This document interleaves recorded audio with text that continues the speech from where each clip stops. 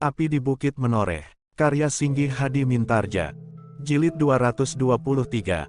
Demikianlah, maka serangan yang satu telah disusul dengan serangan berikutnya. Bahkan kadang-kadang datang beruntun dengan cepatnya. Gelagah Putih berloncatan menghindari setiap serangan.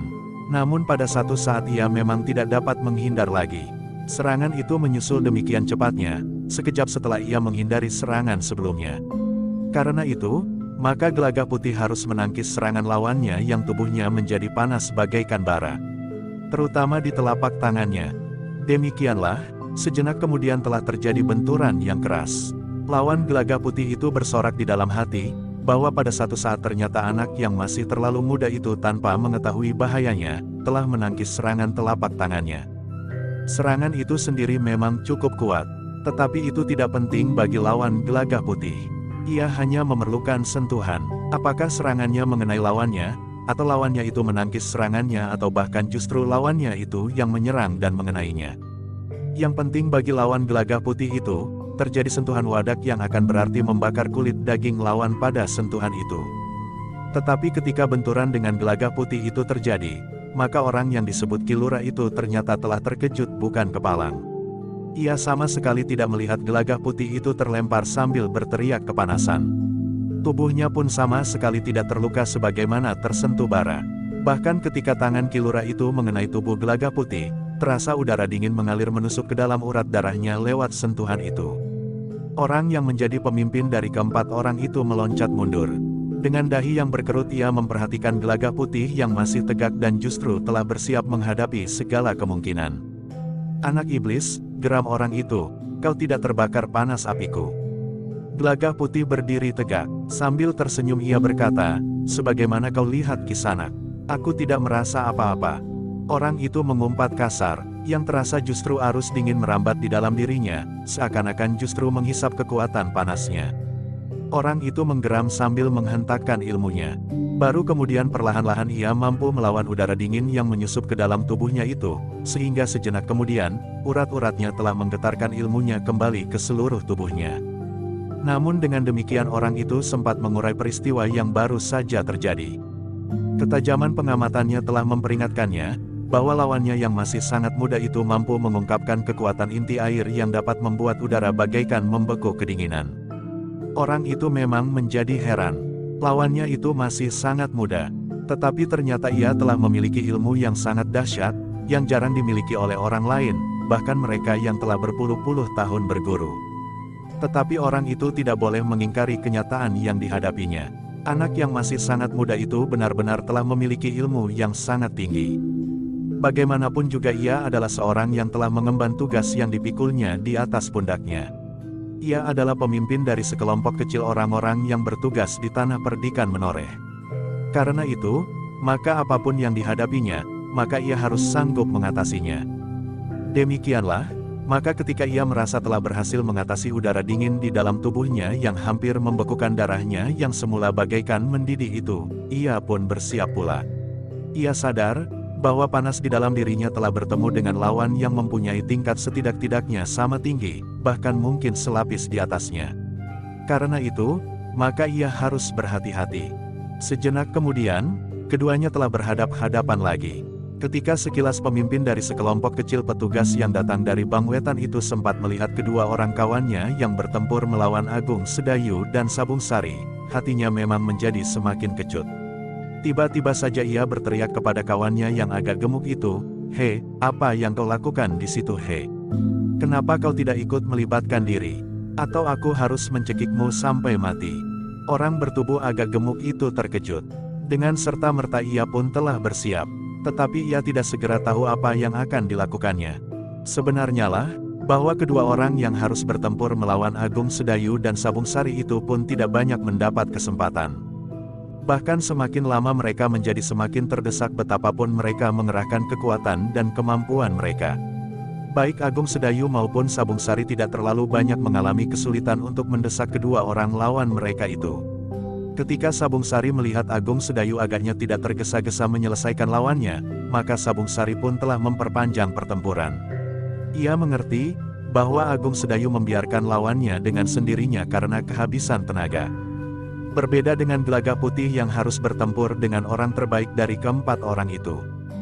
Demikianlah, maka pemimpin dari orang-orang yang datang dari timur itu dengan jantung berdebaran telah menghadapi lawannya yang memiliki ilmu yang tinggi itu. Kebekuan dan mungkin kemampuan lain yang belum terungkapkan. Sebenarnya lah Gelagah Putih memang memiliki kemampuan yang sangat dahsyat. Ia tidak saja mampu mengungkapkan inti kekuatan air dalam kebekuan, tetapi bergabung dengan kekuatan api, maka Gelagah akan dapat menyemburkan udara yang mengandung uap yang panasnya melampaui air yang mendidih. Anak muda itu dapat menggabungkan kemampuannya menyadap kekuatan air dan api sekaligus bahkan dengan kekuatan-kekuatan yang dapat disadapnya dari alam di sekelilingnya. Tetapi Gelagah Putih tidak ingin dengan sombong membinasakan lawannya. Ia masih berusaha untuk mengatasi lawannya dengan bagian-bagian dari kemampuannya.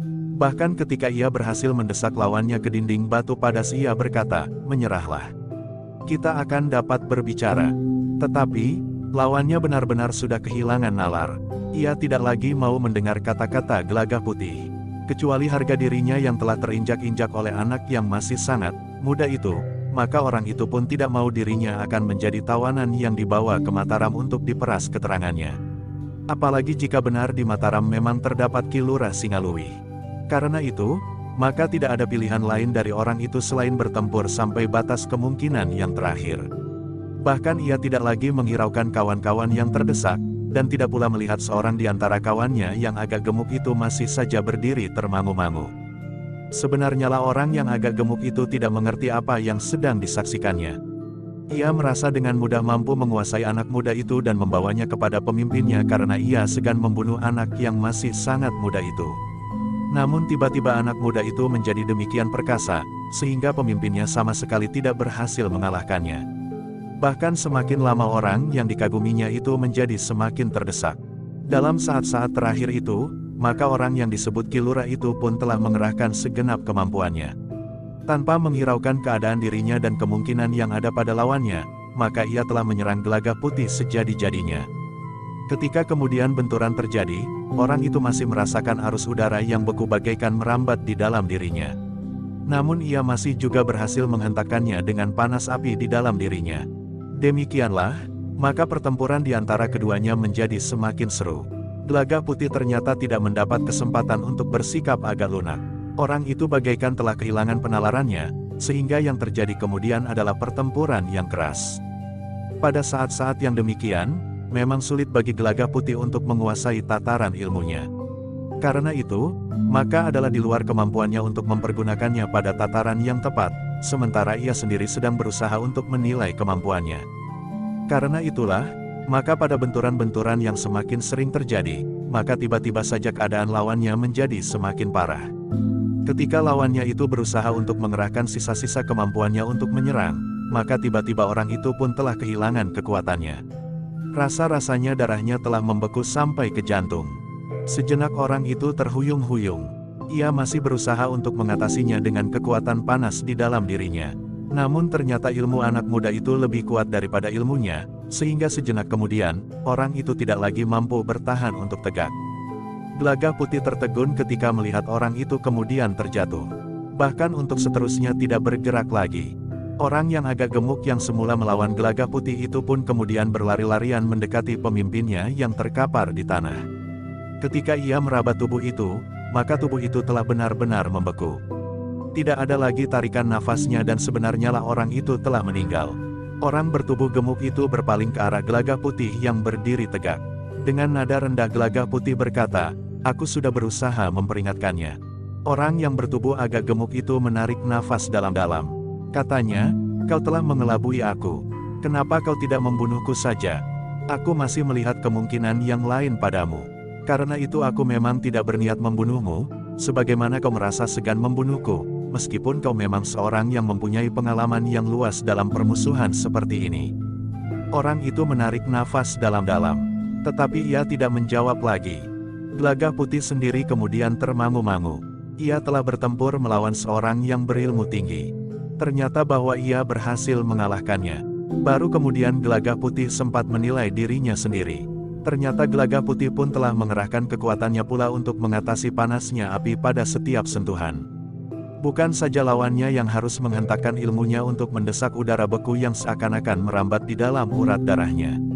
Namun Gelaga Putih pun harus mengerahkan kemampuan ilmunya untuk menguasai perasaan panas pada setiap sentuhan. Karena itu, ketika lawannya sudah tidak berdaya lagi, maka baru terasa bahwa tubuhnya memang merasa letih. Namun Gelaga Putih sendiri masih juga merasa heran, bahwa keletihan itu sama sekali belum terasa mengganggu. Meskipun ia mengakui bahwa lawannya pun memiliki ilmu yang tinggi, namun ia telah berhasil mengalahkannya dengan tidak terlalu banyak mengalami kesulitan. Namun Gelaga Putih selalu ingat pesan yang pernah diterimanya dari beberapa orang yang pernah membimbingnya. Ia tidak boleh menjadi sombong dan kehilangan keseimbangan. Karena itu, maka ia memang tidak menganggap bahwa lawannya yang berilmu tinggi itu sudah sampai pada satu tataran yang mantap. Mungkin lawannya yang sudah mendapat kepercayaan untuk datang ke Tanah Perdikan Menoreh dan mengamati keadaan pasukan khusus Mataram yang ada di Tanah Perdikan itu baru berada pada tataran pertama dari ilmunya yang tinggi itu. Jika aku bertemu dengan orang yang memiliki tataran yang lebih tinggi, mungkin aku harus bekerja jauh lebih keras dari apa yang telah terjadi, berkata Gelaga Putih di dalam dirinya sendiri. Dalam pada itu, Agung Sedayu dan Sabung Sari memang tidak tergesa-gesa. Mereka tidak segera berusaha untuk mengalahkan lawan-lawan mereka, meskipun mereka mampu. Apalagi ketika mereka mengetahui bahwa Gelaga Putih telah membunuh lawannya. Kedua orang itu menganggap perlu untuk menangkap lawannya hidup-hidup, meskipun seorang yang tubuhnya agak gemuk itu nampaknya sama sekali tidak ingin berusaha untuk melarikan diri. Tetapi semakin banyak orang yang dapat mereka tangkap hidup-hidup, maka mereka akan semakin banyak pula mendapat keterangan. Gelaga Putih yang kemudian memperhatikan pertempuran itu melihat betapa lawan-lawan Agung Sedayu dan Sabung Sari telah menjadi keletihan. Namun Sabung Sari dan Agung Sedayu masih juga membiarkan mereka melawan. Sekali-sekali Sabung Sari memang menyentuh tubuh lawannya untuk memancing perlawanan jika lawannya tidak lagi bertempur dengan segenap kekuatan dan kemampuannya. Dengan demikian maka lawannya harus mengerahkan tenaganya lagi untuk melindungi dirinya. Dengan demikian maka baik Sabung Sari maupun Agung Sedayu telah berhasil menguras tenaga lawan-lawan mereka. Semakin lama kedua orang pendatang itu semakin tidak berdaya. Bahkan pada saat-saat mereka menyerang namun tanpa mengenai sasaran, mereka justru telah terseret oleh tenaga mereka sendiri, sehingga mereka terhuyung-huyung kehilangan keseimbangan. Dalam keadaan yang demikian, maka baik Agung Sedayu maupun Sabung Sari tinggal menyentuh saja tubuh lawan mereka masing-masing sehingga mereka terdorong dan jatuh terjerembab. Sabung Sari yang melihat lawannya tersuruk-suruk mencoba bangun, telah berdiri di sebelahnya. Dengan nada rendah ia berkata, "Bangunlah. Kita belum selesai." Orang itu pun kemudian berhasil berdiri tegak. Tetapi ketika tangannya siap menarik senjatanya, Sabung Sari pun berkata, "Sudah aku peringatkan. Jangan menarik senjatamu, karena senjatamu akan membahayakan jiwamu." Orang itu tidak menghiraukannya, ia sudah bertekad untuk bertempur dengan senjata. Tetapi sekali lagi tangannya bagaikan disengat api. Sehingga dengan demikian, maka dengan serta-merta ia telah melepaskan hulu pedangnya. "Kau dengar perintahku?" berkata Sabung Sari. Lawannya menggeram. Ia tidak tahu sama sekali apa yang telah dilakukan oleh Sabung Sari. Orang itu tidak mengerti bahwa dengan kekuatan ilmunya yang diperlemah, Sabung Sari telah menusuk tangan orang itu dengan sorot matanya. Berbeda dengan Agung Sedayu, di saat lawannya menarik pedangnya, maka dengan serta-merta Agung Sedayu telah menyerang pergelangan tangan lawannya dengan kakinya, sehingga senjatanya itu terlempar. Dengan demikian maka lawan Agung Sedayu itu pun harus bertempur dengan tangannya dan kemampuan ilmu yang dimilikinya. Namun ternyata ilmu itu sama sekali tidak berarti dihadapkan kepada ilmu Agung Sedayu. Demikianlah, akhirnya kedua orang yang bertempur melawan Sabung Sari dan Agung Sedayu itu telah benar-benar kehilangan tenaga. Nafas mereka terengah-engah dan bahkan mereka tidak lagi mampu menguasai keseimbangan mereka. Ketika lawan Agung Sedayu dalam keadaan yang rapuh berusaha memperbaiki keadaannya, justru Agung Sedayu telah menyentuh pundaknya sehingga orang itu pun telah jatuh terduduk. Dengan susah payah ia berusaha untuk bangkit, tetapi karena kemudian Agung Sedayu berdiri di hadapannya, maka ia pun telah mengurungkan niatnya. "Sekarang kau boleh memilih," berkata Agung Sedayu, "menyerah atau membiarkan orang-orang Tanah Perdikan Menoreh menyeretmu ke Banjar dan beramai-ramai memukulimu. Aku akan bercerita kepada mereka apa yang sudah kalian lakukan di sini. Usaha kalian menculik adikku, namun sayang bahwa seorang di antara kalian justru telah terbunuh. Kedua orang yang memang sudah tidak berdaya itu tidak mempunyai pilihan lain. Mereka pun sadar bahwa tawaran itu sebenarnya sudah tidak berarti apa-apa lagi, karena orang-orang Tanah Perdikan itu dapat menentukan apapun yang ingin mereka lakukan atas diri kedua orang itu. "Jawablah," desak Agung Sedayu. "Kisanak," jawab lawan Agung Sedayu itu, "aku sudah tidak berdaya.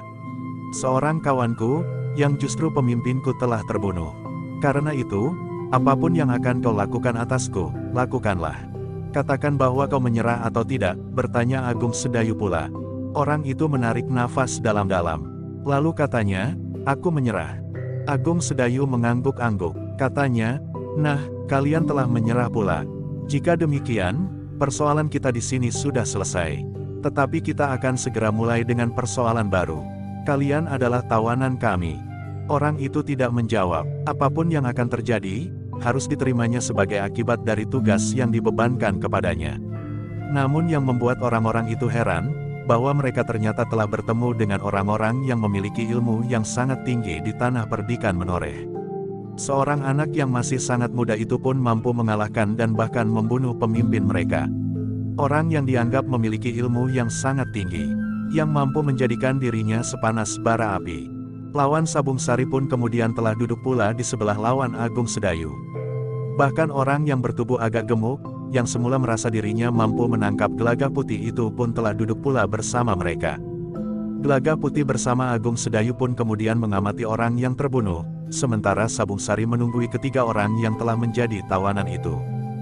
Dengan melihat pemimpin dari orang-orang yang datang ke Tanah Perdikan itu, maka Agung Sedayu dapat menilai betapa tingginya ilmu Gelagah Putih. Sejak sebelumnya, ia memang telah mendapat warisan ilmu dari Ki Jayaraga, untuk menyadap inti kekuatan air, api, udara dan bumi. Namun ternyata dengan lambaran ilmu yang diterimanya langsung dari Raden Rangga, maka segala-galanya telah meningkat dengan cepat. Demikian pula kekuatan puncak ilmu yang diwarisinya dari Ki Sadewa.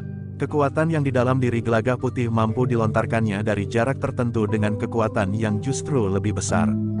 Namun Agung Sedayu masih belum dapat mengukur tataran tertinggi dari ilmu Gelagah Putih itu. Apakah ilmu Gelagah Putih sudah mendekati kemampuan ilmunya sendiri? Meskipun demikian namun pengalaman seseorang akan ikut menemukan sikap yang akan diambilnya menghadapi keadaan tertentu yang terjadi, apalagi dengan tiba-tiba. Demikianlah, maka setelah dianggap cukup, maka Agung Sedayu telah memerintahkan ketiga orang itu untuk mengikutinya ke padukuhan induk. Sementara itu, pemimpin mereka yang terbunuh itu, telah dinaikkan ke punggung kuda untuk dibawa pula bersama dengan mereka. Ternyata bahwa di sepanjang jalan, orang-orang itu, apalagi yang terbunuh di antara mereka, telah sangat menarik perhatian. Namun Agung Sedayu masih belum bersedia memberikan keterangan. "Kami akan menghadap Ki Gede," berkata Agung Sedayu, "pada saatnya kalian akan mengetahui apa yang telah terjadi." Orang-orang itu tidak dapat memaksanya. Namun bagaimanapun juga hal itu menjadi bahan pembicaraan di antara orang-orang Tanah Perdikan Menoreh. Agung Sedayu memang membawa ketiga orang itu bersama pemimpinnya yang sudah terbunuh ke rumah Ki Gede. Dengan singkat Agung Sedayu telah melaporkan apa yang telah terjadi dengan mereka. Ki Gede menarik nafas dalam-dalam. Katanya kepada ketiga orang itu, "Kalian telah membuat goncangan di Tanah Perdikan yang mulai terasa damai ini."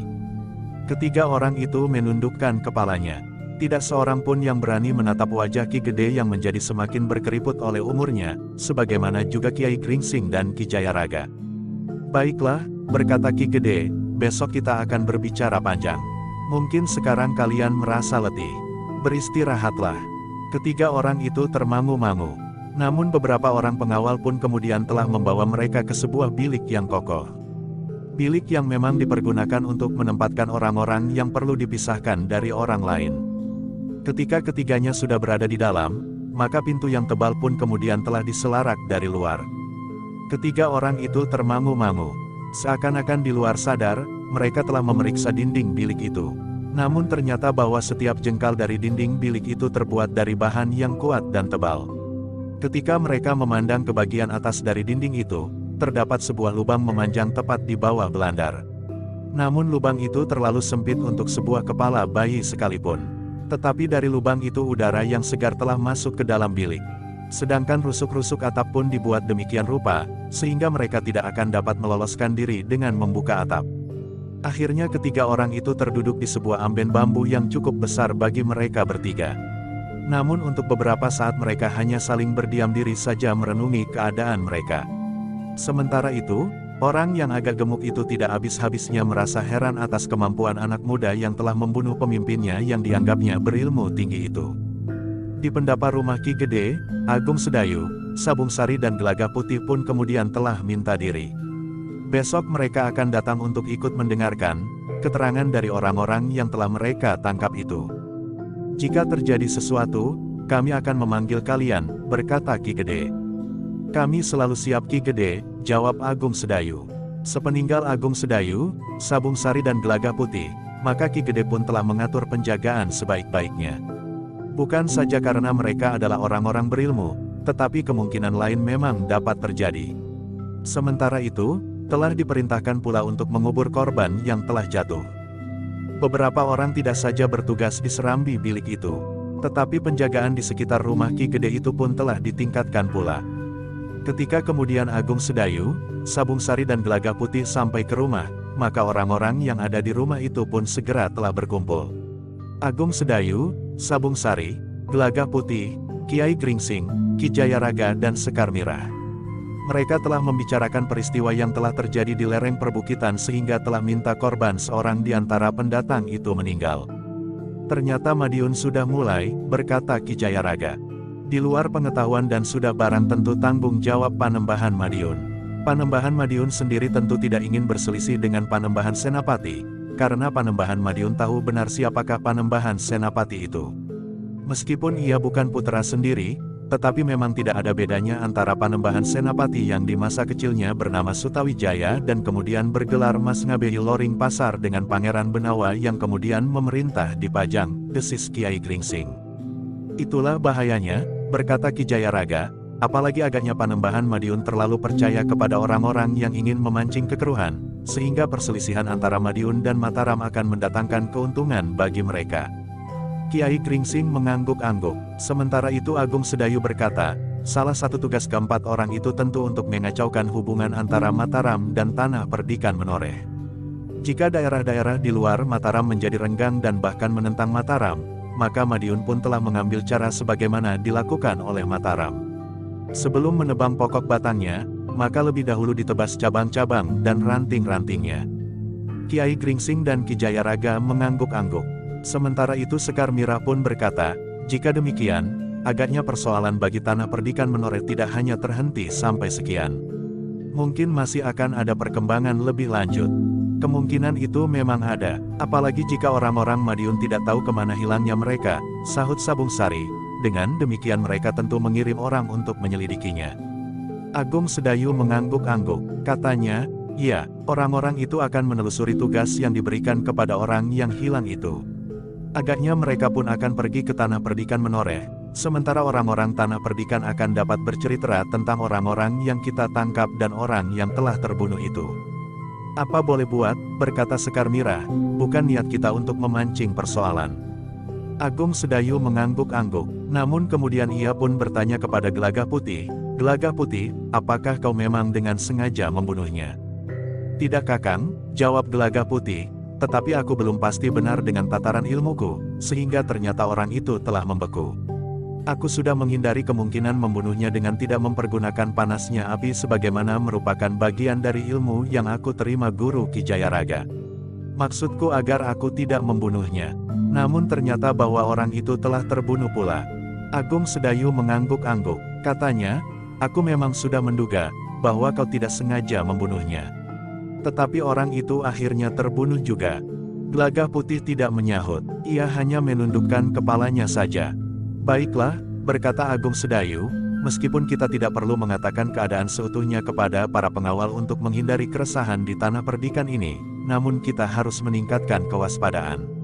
Kita harus meningkatkan kesiagaan para pengawal, sehingga jika benar datang kemudian orang-orang yang mengamati keadaan, maka kita semuanya tidak akan terkejut. Bahkan mungkin kita akan mampu menangkapnya. Hal ini harus didengar oleh Jati Anom, berkata Sabung Sari, perintah Panembahan Senapati itu harus segera sampai. Aku sependapat dengan Angger Sabung Sari, berkata Kiai Gringsing, bahkan aku telah mengingat pula Sangkal Putung. Meskipun sangkal putung tidak lebih dari sebuah kademangan, tetapi kebesaran kademangan itu telah diakui. Kiai benar, sahut Sabung Sari. Sementara itu, kita mengenal watak dan sifat Suandaru yang agak tergesa-gesa, berkata Kiai Gringsing.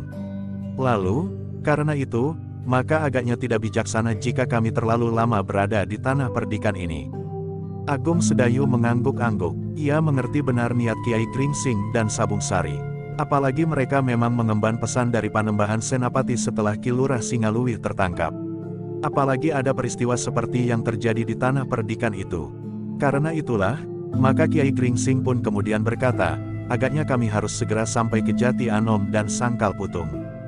Agung Sedayu mengerutkan dahinya. Ia memang sependapat, bahwa pasukan Mataram di Jati Anom dan Sangkal Putung harus mengetahui peristiwa yang terjadi di tanah perdikan Menoreh. Namun Agung Sedayu pun berkata, Guru, aku mohon Guru tinggal sehari lagi untuk mendengar keterangan orang-orang yang telah kami tangkap itu. Mungkin keterangan mereka akan dapat melengkapi bahan yang akan dapat Guru sampaikan kepada Kakang Untara dan Suandaru. Kiai Gringsing berpaling kepada Sabung Sari. Namun kemudian katanya, baiklah. Bukankah kita ingin juga mendengar Ngger? Ya, Kiai, jawab Sabung Sari, besok siang kita dapat meninggalkan Menoreh. Jika tidak ada percobaan baru yang menyusul, kita memang tidak terlalu tergesa-gesa meskipun harus segera menyampaikan pesan Panembahan Senapati kepada Ki Untara. Namun agaknya peristiwa yang terakhir itu membuat persoalannya menjadi bertambah gawat. Kiai Gringsing agaknya sependapat. Katanya, iya, kita akan mohon diri setelah kita mendengarkan keterangan orang itu. Malam ini aku akan pergi ke barak pasukan khusus itu, berkata Agung Sedayu, mereka harus tahu apa yang telah terjadi. Dengan demikian mereka akan bersiap menghadapi kemungkinan yang dapat terjadi. Baiklah, berkata Kiai Gringsing kemudian, tetapi apakah mereka juga harus mengambil langkah-langkah di tanah perdikan ini? Tidak Guru, berkata Agung Sedayu, mereka hanya akan mengambil sikap di dalam barak mereka. Tanah perdikan Menoreh akan dijaga oleh para pengawalnya. Hanya dalam keadaan yang sangat khusus kami di tanah perdikan akan melibatkan para prajurit dari pasukan khusus itu. Agaknya semuanya memang perlu berhati-hati. Mungkin dengan cara yang licik dan rumit, hasil yang akan dicapai oleh orang-orang itu akan dapat melampaui kekerasan. Karena itu, kesiagaan bukannya sekedar kesiagaan kewadagan, tetapi juga harus kesiagaan batin, berkata Kiai Gringsing kemudian. Demikianlah, ketika kemudian senja turun, Agung Sedayu dan Gelagah Putih telah pergi ke barak pasukan khusus Mataram di tanah perdikan. Mereka menjelaskan apa yang telah terjadi, serta usaha untuk membenturkan kekuatan Mataram di tanah perdikan dengan kekuatan tanah perdikan sendiri. Usaha itu baru mereka mulai. Kali ini mereka sempat kami gagalkan, tetapi kami tidak tahu, apakah ada usaha yang lain atau tidak, berkata Agung Sedayu. Para pemimpin di barak pasukan khusus itu menyatakan terima kasih mereka atas pemberitahuan itu. Sementara itu, Senapati yang telah menggantikan Ki Lurah Branjangan yang telah bertugas kembali di Mataram berjanji untuk berbuat sebaik-baiknya bersama-sama dengan kekuatan yang ada di tanah perdikan Menoreh. Kita akan selalu berhubungan, berkata Senapati itu. Setelah mereka sempat berbicara tentang banyak hal, maka Agung Sedayu dan Gelagah Putih telah minta diri. Sebenarnya lah sejak malam itu, di tanah perdikan Menoreh memang telah terjadi beberapa peningkatan penjagaan. Terutama di rumah Ki Gede yang menyimpan 3 orang tawanan. Namun selain itu, maka para pengawal di Padukuhan Induk pun telah meningkatkan kewaspadaan mereka. Sementara itu, lewat penghubung yang tumimbal dari padukuhan ke padukuhan lain, para pengawal yang bertugas meronda di malam itu, agar lebih berhati-hati. Belum ada kejelasan tentang peristiwa yang terjadi di siang hari sebelumnya bagi para pengawal. Namun yang terjadi itu telah memberikan peringatan kepada mereka, agar mereka menjadi semakin berhati-hati. Namun disertai pesan dari Agung Sedayu, agar kesiagaan itu tidak menimbulkan keresahan orang-orang tanah perdikan yang mulai merasa hidup tenang itu. Malam itu, pembantu di rumah Agung Sedayu telah menemui Gelagah Putih. Dengan nada tinggi ia berkata, apalagi alasanmu malam ini untuk tidak turun ke Sungai He? Gelagah Putih tersenyum, namun malam itu ia memang tidak ingin membiarkan anak itu pergi sendiri ke sungai. Ada beberapa kemungkinan dapat terjadi. Karena itu, maka Gelagah Putih pun berkata, aku akan ikut turun ke sungai. Tetapi janji, kita singgah di Gardu. Untuk apa? Bertanya anak itu. Bukankah aku juga mempunyai tugas ronda? Nah, malam ini aku harus ronda, berkata Gelagah Putih.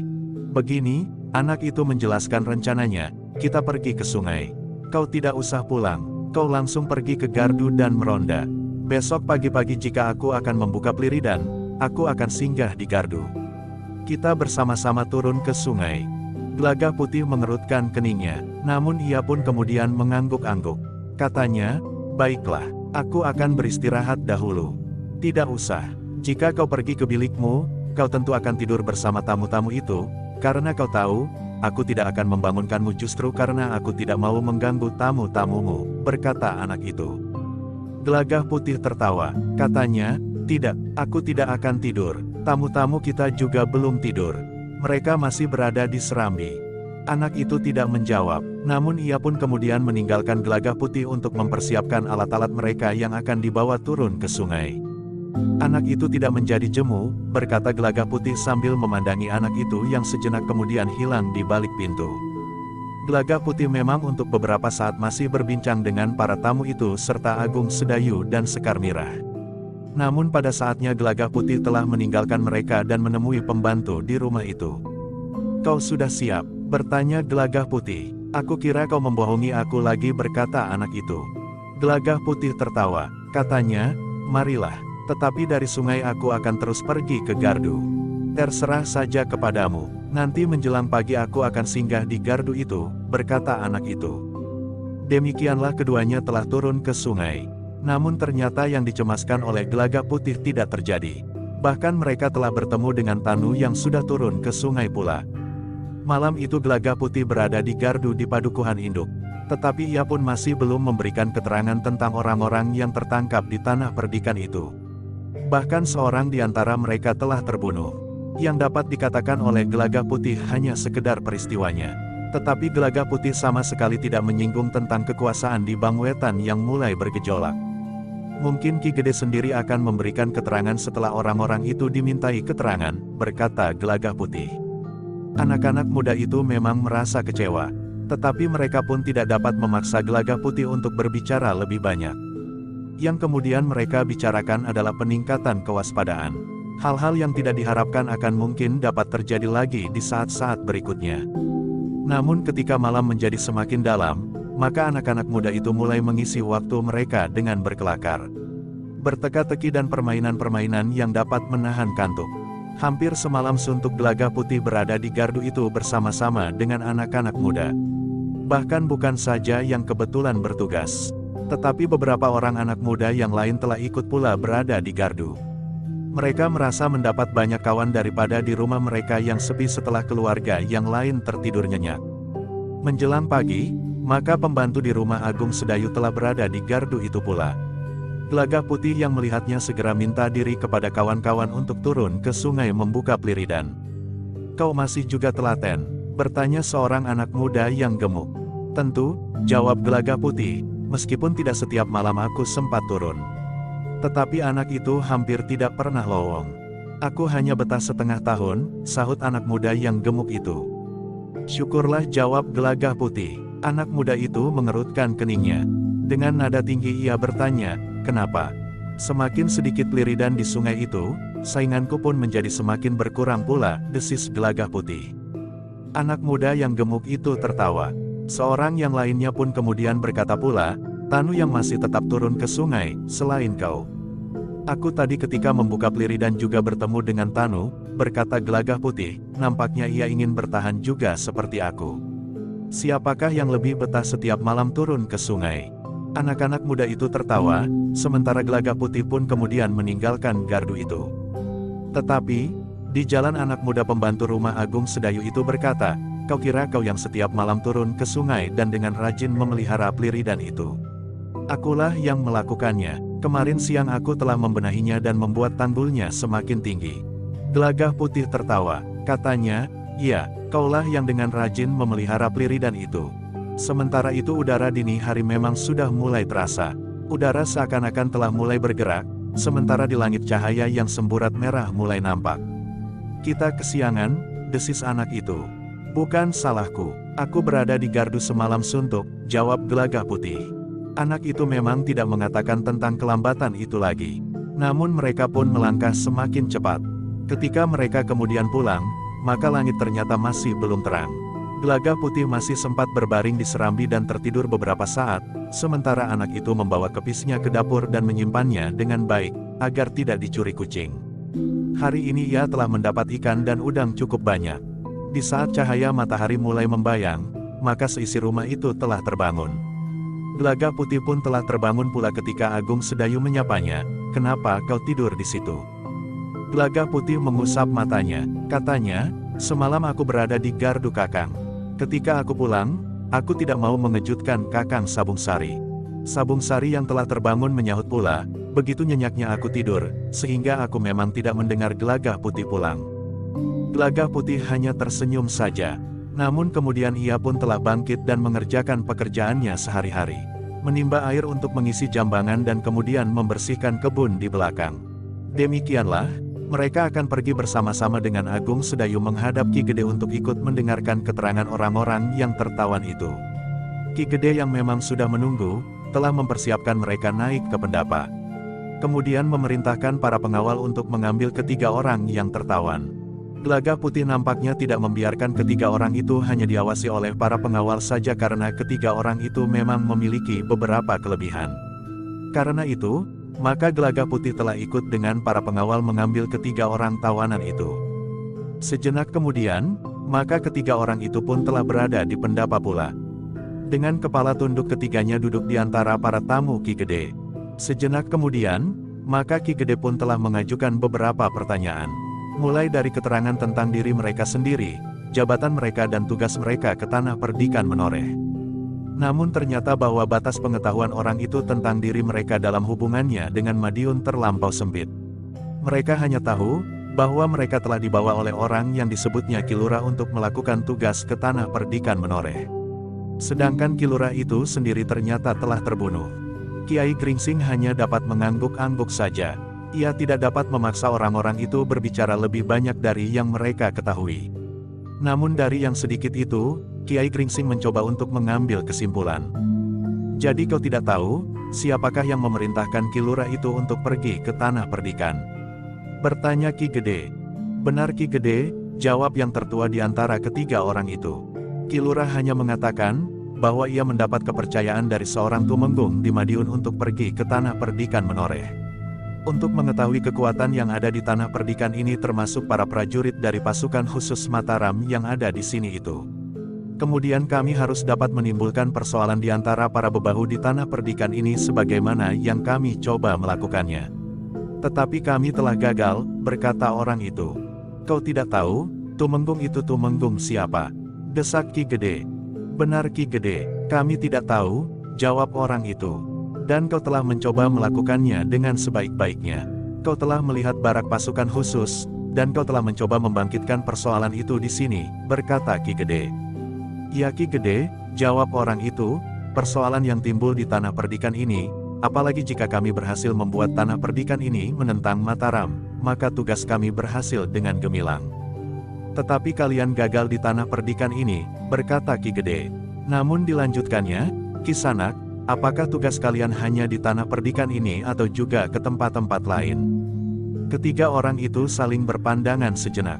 Namun dengan ragu-ragu orang tertua itu berkata, "Kami hanya bertugas di Tanah Perdikan ini." Ki Gede menarik nafas dalam-dalam. Katanya, "Sebenarnya aku mulai mempercayai kalian. Tetapi jawaban kalian yang terakhir membuat kami, membuat pertimbangan-pertimbangan baru. Kalian tidak berhasil meyakinkan kami, bahwa kalian memang berkata dengan jujur."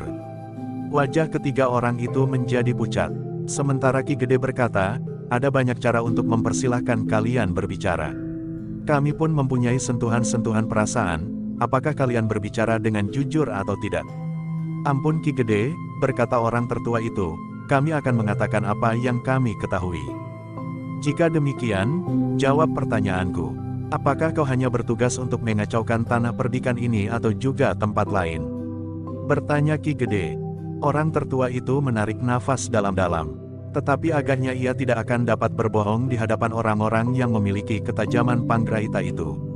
Karena itu, maka orang itu pun menjawab, Ki Gede, sebenarnya lah kami memang mendapat tugas untuk membangkitkan kegelisahan dan permusuhan di tanah perdikan Menoreh dan daerah-daerah yang dapat kami jangkau. Terutama daerah-daerah di sekitar kota Mataram itu sendiri. Ki Gede mengangguk-angguk. Dengan nada datar Ki Gede itu kemudian berkata, apakah kalian memang hanya berempat saja sejak kalian berangkat? Orang itu menjadi ragu-ragu lagi. Namun kemudian jawabnya, Ki Gede, kami memang tidak akan dapat berbohong lagi. Daripada Ki Gede harus memaksa kami untuk berbicara, biarlah kami mengatakan sejauh dapat kami ketahui. Katakan, desis Ki Gede. Orang itu menarik nafas dalam-dalam. Lalu katanya, Ki Gede, kami berenam saat kami berangkat. 2 orang di antara kami berada di Mataram. Kami akan bertemu dengan mereka di hari yang sudah ditentukan. Kapan? Desak Ki Gede, dan di mana? Orang itu termangu-mangu. Aku tahu Kisanak, berkata Ki Gede. Jika kau mengatakannya, maka kau akan dapat disebut sebagai pengkhianat. Tetapi aku memerlukan jawaban itu. Jawaban yang benar, bukan satu jebakan atau tipuan macam apapun juga. Orang itu memang menjadi bingung. Sekilas dipandanginya kedua orang kawannya. Tetapi keduanya pun hanya dapat menundukkan kepalanya saja. Untuk beberapa saat, pendapat itu memang menjadi hening. Ki Gede nampaknya memang memberikan kesempatan kepada ketiga orang itu merenungi apa yang dapat terjadi atas diri mereka. Namun karena mereka tidak juga segera mengatakan sesuatu, maka Ki Gede itu pun kemudian berkata, Kisanak, kami telah memperlakukan kalian sebagai tamu-tamu kami. Kami menerima kalian di Pendapa, duduk dalam satu lingkaran dengan kami. Tetapi jika tempat ini tidak menyenangkan bagi kalian, maka kami berniat untuk berbicara dengan kalian tidak di Pendapa ini, tetapi di dalam sanggar. Jangan Ki Gede, desis orang tertua di antara mereka, jangan perlakukan kami dengan keras. Kami sudah mengatakan apa yang kami ketahui. Ada satu yang belum kau jawab. Di mana kalian akan bertemu dengan kedua orang kawan kalian itu dan kapan? Kalian memang dapat memilih. Apakah kalian menyadari arti dari langkah-langkah yang akan kami ambil bagi ketenangan Mataram dalam keseluruhan? Atau kalian berpegang pada satu ajaran, bahwa lebih baik mati daripada berkhianat? Atau lebih jantan lagi, kalian akan menerima perlakuan apapun juga asal kalian tidak berkhianat, berkata Ki Gede. Sebenarnya lah memang demikian Ki Gede, jawab orang itu, bukan sebaiknya kami berkhianat. Kita sama-sama mengerti, betapa rendahnya harga diri seorang pengkhianat. Tetapi Kisanak, jawab Ki Gede, sebaiknya kalian tidak berkhianat. Tetapi berkhianat kepada siapa? Jika seorang tumenggung memberikan perintah kepada kalian tanpa persetujuan Panembahan Madiun, apakah kau dapat menilai itu suatu langkah yang wajib kalian peluk sampai akhir hayat kalian? Justru untuk berkhianat kepada pemimpin tertinggi di Mataram. Atau katakanlah, bahwa kalian berkhianat kepada kepemimpinan Panembahan Madiun itu. Apa kata kalian jika Panembahan Madiun justru mengutuk langkah-langkah yang dilakukan oleh Tumenggung yang tidak kau ketahui namanya itu? Kau harus tahu Kisanak, Tumenggung itu akan dapat memanfaatkan keadaan yang buruk untuk kepentingannya sendiri. Bukan untuk kepentingan Madiun dan bukan pula untuk kepentingan tanah ini dalam keseluruhan. Dan kau tentu tahu juga, bahwa Panembahan Madiun bukan seorang yang sekasar Tumenggung yang memerintahkan kalian pergi ke Menoreh itu. Ketiga orang itu menjadi semakin tunduk. Renungkan Kisanak, berkata Ki Gede, apakah keuntungan kalian dengan pertentangan antara Madiun dan Mataram? Kami hanya sekedar menerima perintah Ki Gede, berkata orang itu. Karena itu, kami tidak sempat menilai langkah-langkah yang harus kami lakukan. Aku minta kalian mempertimbangkan pengertian pengkhianatan itu. Berkata Ki Gede, kalian bukan alat mati. Tetapi kalian adalah orang-orang yang mempunyai kurnia perasaan dan penalaran yang lengkap sebagaimana Ki Tumenggung itu. Karena itu, maka kalian berhak menilai, langkah-langkah yang manakah yang pantas kalian ambil. Sekali lagi kalian harus bertanya kepada diri sendiri. Jika kalian harus berkhianat, maka renungkan tingkat pengkhianatanmu. Kepada Mataram, kepada Madiun atau sekedar kepada Ki Lurah yang menerima tugas dari Ki Tumenggung yang tidak kau kenal itu. Jika kau tersesat dan kemudian berusaha mencari jalan kembali, apakah itu juga dapat kau artikan sebagai satu pengkhianatan terhadap kesesatanmu? Ketiga orang itu termangu-mangu. Namun agaknya mereka mencoba untuk mengerti arti dari kata-kata Ki Gede. Kau memang mempunyai beberapa pilihan, berkata Ki Gede, tetapi kau pun harus menyadari, pilihan itu akan mempunyai akibat yang berbeda atas diri kalian. Orang tertua di antara ketiga orang itu pun kemudian berkata dengan suara gemetar, Ki Gede telah membuat aku menjadi bingung. Jika aku berusaha untuk tidak berkhianat kepada salah satu pihak, berarti aku telah berkhianat kepada pihak yang lain. Jika kau merasa demikian, maka kau seharusnya menilai tingkat pengkhianatanmu itu sebagaimana sudah aku katakan, kata Ki Gede. Orang yang tertua itu mengangguk-angguk, tetapi suaranya masih saja gemetar, Ki Gede. Aku tidak tahu, apakah langkah yang aku ambil sudah benar. Tetapi aku tidak dapat menolak permintaan Ki Gede untuk berterus terang tentang kedua orang kawanku yang masih berada di Mataram.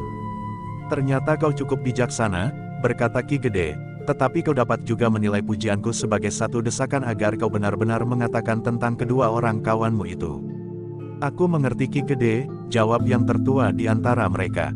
Jika demikian, katakanlah, desis Ki Gede. Ternyata orang itu tidak dapat ingkar lagi. Banyak persoalan yang telah menindih keberatan hati mereka. Di satu sisi pertanyaan Ki Gede tentang tingkat-tingkat pengkhianatannya itu, sedang di lain pihak ancaman Ki Gede untuk memeras keterangannya tidak dipendapa, tetapi disanggar. Sehingga kemudian katanya di dalam hati, agaknya Ki Gede benar. Jika aku kembali menuju ke jalan yang benar dari kesesatan, maka aku tidak dapat disebut berkhianat kepada kesesatan itu sendiri. Dengan demikian maka orang yang tertua itu pun telah menceritakan tentang kedua orang kawannya yang ada di Mataram. Sementara kedua orang kawannya yang lain, sama sekali tidak dapat menyalahkannya. Bahkan keduanya dapat mengerti, bahwa orang tertua di antara mereka itu tidak mempunyai pilihan lain daripada mengatakan yang sebenarnya dari tugas serta kawan-kawan mereka, termasuk dua orang yang masih di Mataram. Betapapun beratnya namun akhirnya orang itu pun berkata, dua orang prajurit dari Madiun itu masih ada di Mataram. Tetapi keduanya juga tidak mengerti, apa yang sebenarnya terjadi di Istana Panembahan Madiun. Mereka menerima perintah sebagaimana aku menerima perintah. Kedua orang itu juga berada di bawah perintah Ki Lurah yang terbunuh itu. Apa tugas mereka di Mataram? Bertanya Ki Gede. Mereka harus menghubungi seseorang, jawab orang tertua di antara mereka itu. Siapakah orang itu? Bertanya Ki Gede. Orang itu menjadi ragu-ragu, namun ia memang tidak ada pilihan lain. Karena itu, maka katanya, kedua orang itu harus berada di rumah Kiai Patra yang juga disebut Kiai Sasak. Ki Gede termangu-mangu, namun kemudian ia pun bertanya, siapakah Kiai Patra itu? Maksudku kedudukannya di Mataram. Aku tidak tahu Ki Gede, jawab orang itu, aku hanya mendengar namanya disebut. Kemudian kami berjanji untuk menemui mereka di rumah itu pula pada akhir pekan ini. Jadi kalian yang seharusnya berempat akan singgah ke rumah itu setelah kalian pergi ke tanah perdikan ini. Ya, jawab orang itu, baru kemudian kami akan pergi ke Madiun. Apakah menurut tangkapanmu, Kiai Patra atau yang juga disebut Kiai Sasak itu memang petugas dari Madiun yang diletakkan di Mataram, atau memang orang Mataram yang sudah dapat dipengaruhi oleh orang-orang Madiun? Bertanya Ki Gede pula. Orang itu menggeleng lemah, katanya, ampun Ki Gede. Aku benar-benar tidak mengetahuinya. Tetapi kau tentu tahu, di mana letak rumahnya, berkata Ki Gede kemudian. Orang itu menarik nafas dalam-dalam kemudian dengan nada rendah ia berkata, ya Ki Gede. Aku tahu. Nah, kau harus memberikan ancar-ancar tentang rumah itu, berkata Ki Gede, pada saatnya kau akan kami bawa ke rumah itu. Sekaligus kami akan membuktikan, apakah yang kau katakan itu benar atau sekedar omong kosong. Orang itu menarik nafas dalam-dalam. Katanya, aku sudah mencoba untuk mengatakan yang sebenarnya. Tetapi jika terjadi perubahan aku tidak tahu. Apalagi jika kedua orang itu atau barangkali orang-orang Kiai Sasak mengetahui, bahwa kami telah tertangkap dan Ki Lurah justru terbunuh. Ki Gede mengangguk-angguk, ada sesuatu yang ingin dikatakannya kepada Kiai Gringsing dan orang-orang lain di pendapa itu. Namun agaknya masih disimpannya saja di dalam dadanya. Karena itu, maka sejenak kemudian, Ki Gede itu pun berkata, baiklah. Pertanyaanku sudah cukup, kalian boleh kembali ke bilik kalian. Mungkin nanti, mungkin besok, aku memerlukan kalian lagi. Ketiga orang itu tidak menjawab. Gelagah Putihlah yang kemudian mengantarnya kembali ke bilik mereka.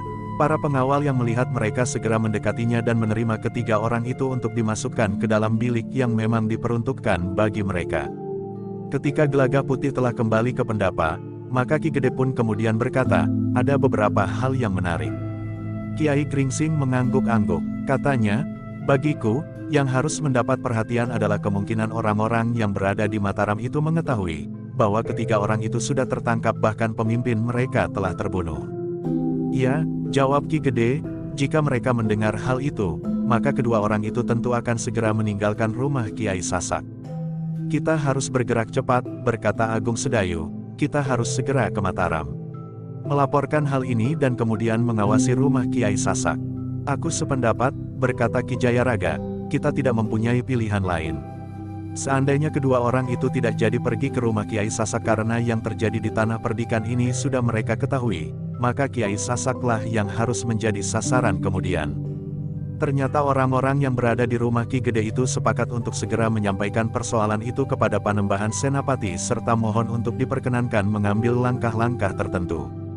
Namun dalam pada itu Kiai Gringsing berkata, "Tetapi sayang sekali bahwa aku dan Angger Sabung Sari tidak akan dapat singgah.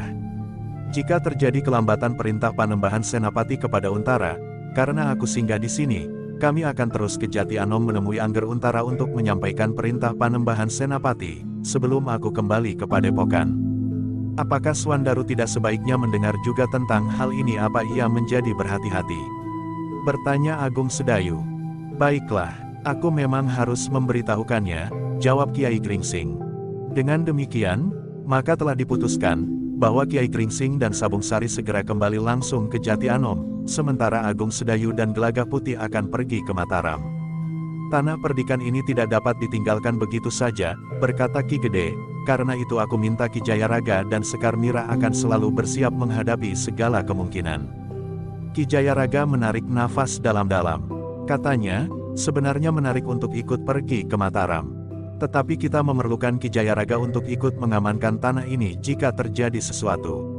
Katakanlah, sekelompok orang mencari ketiga orang itu. Tentu sekelompok orang yang mempunyai ilmu yang tinggi sehingga mendapat kepercayaan untuk menelusuri petugas-petugas yang terdahulu."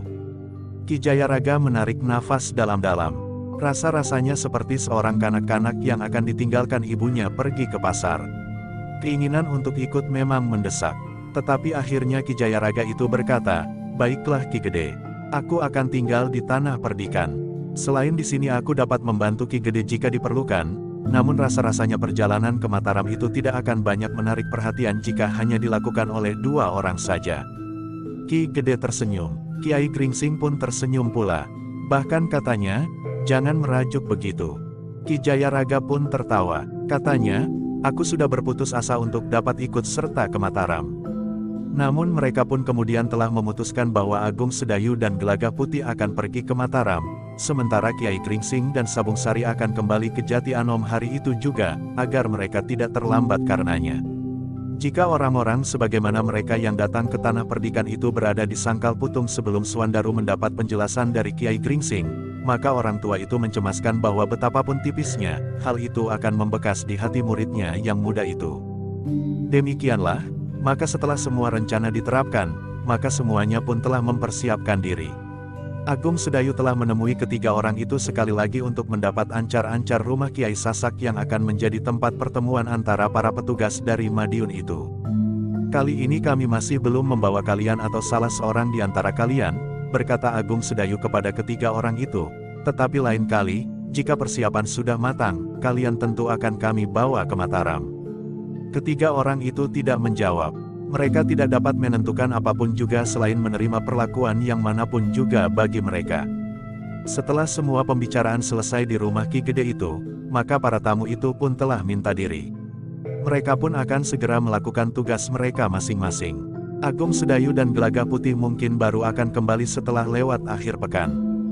"Hati-hatilah," berkata Ki Gede, "menurut Panggraitaku, orang-orang yang tersangkut dalam tugas ini, apalagi orang yang bernama Kiai Sasak itu tentu orang yang berilmu tinggi."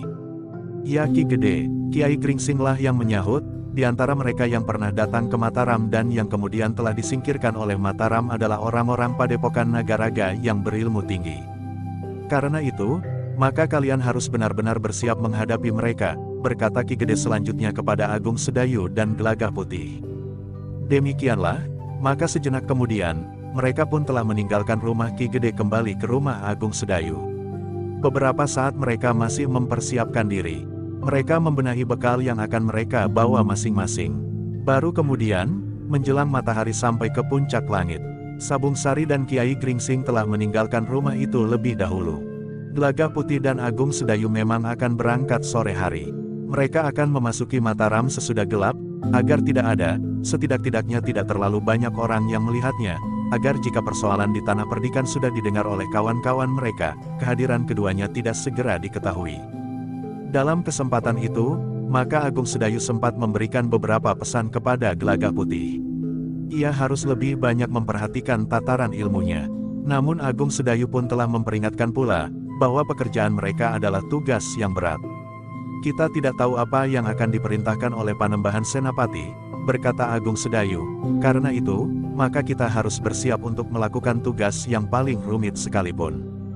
Demikianlah, ketika matahari mulai turun, maka Agung Sedayu dan Gelagah Putih segera bersiap-siap untuk berangkat. Jika jalan-jalan sudah diteduhi pohon-pohon perindang yang tumbuh di sebelah menyebelah, maka mereka akan berangkat.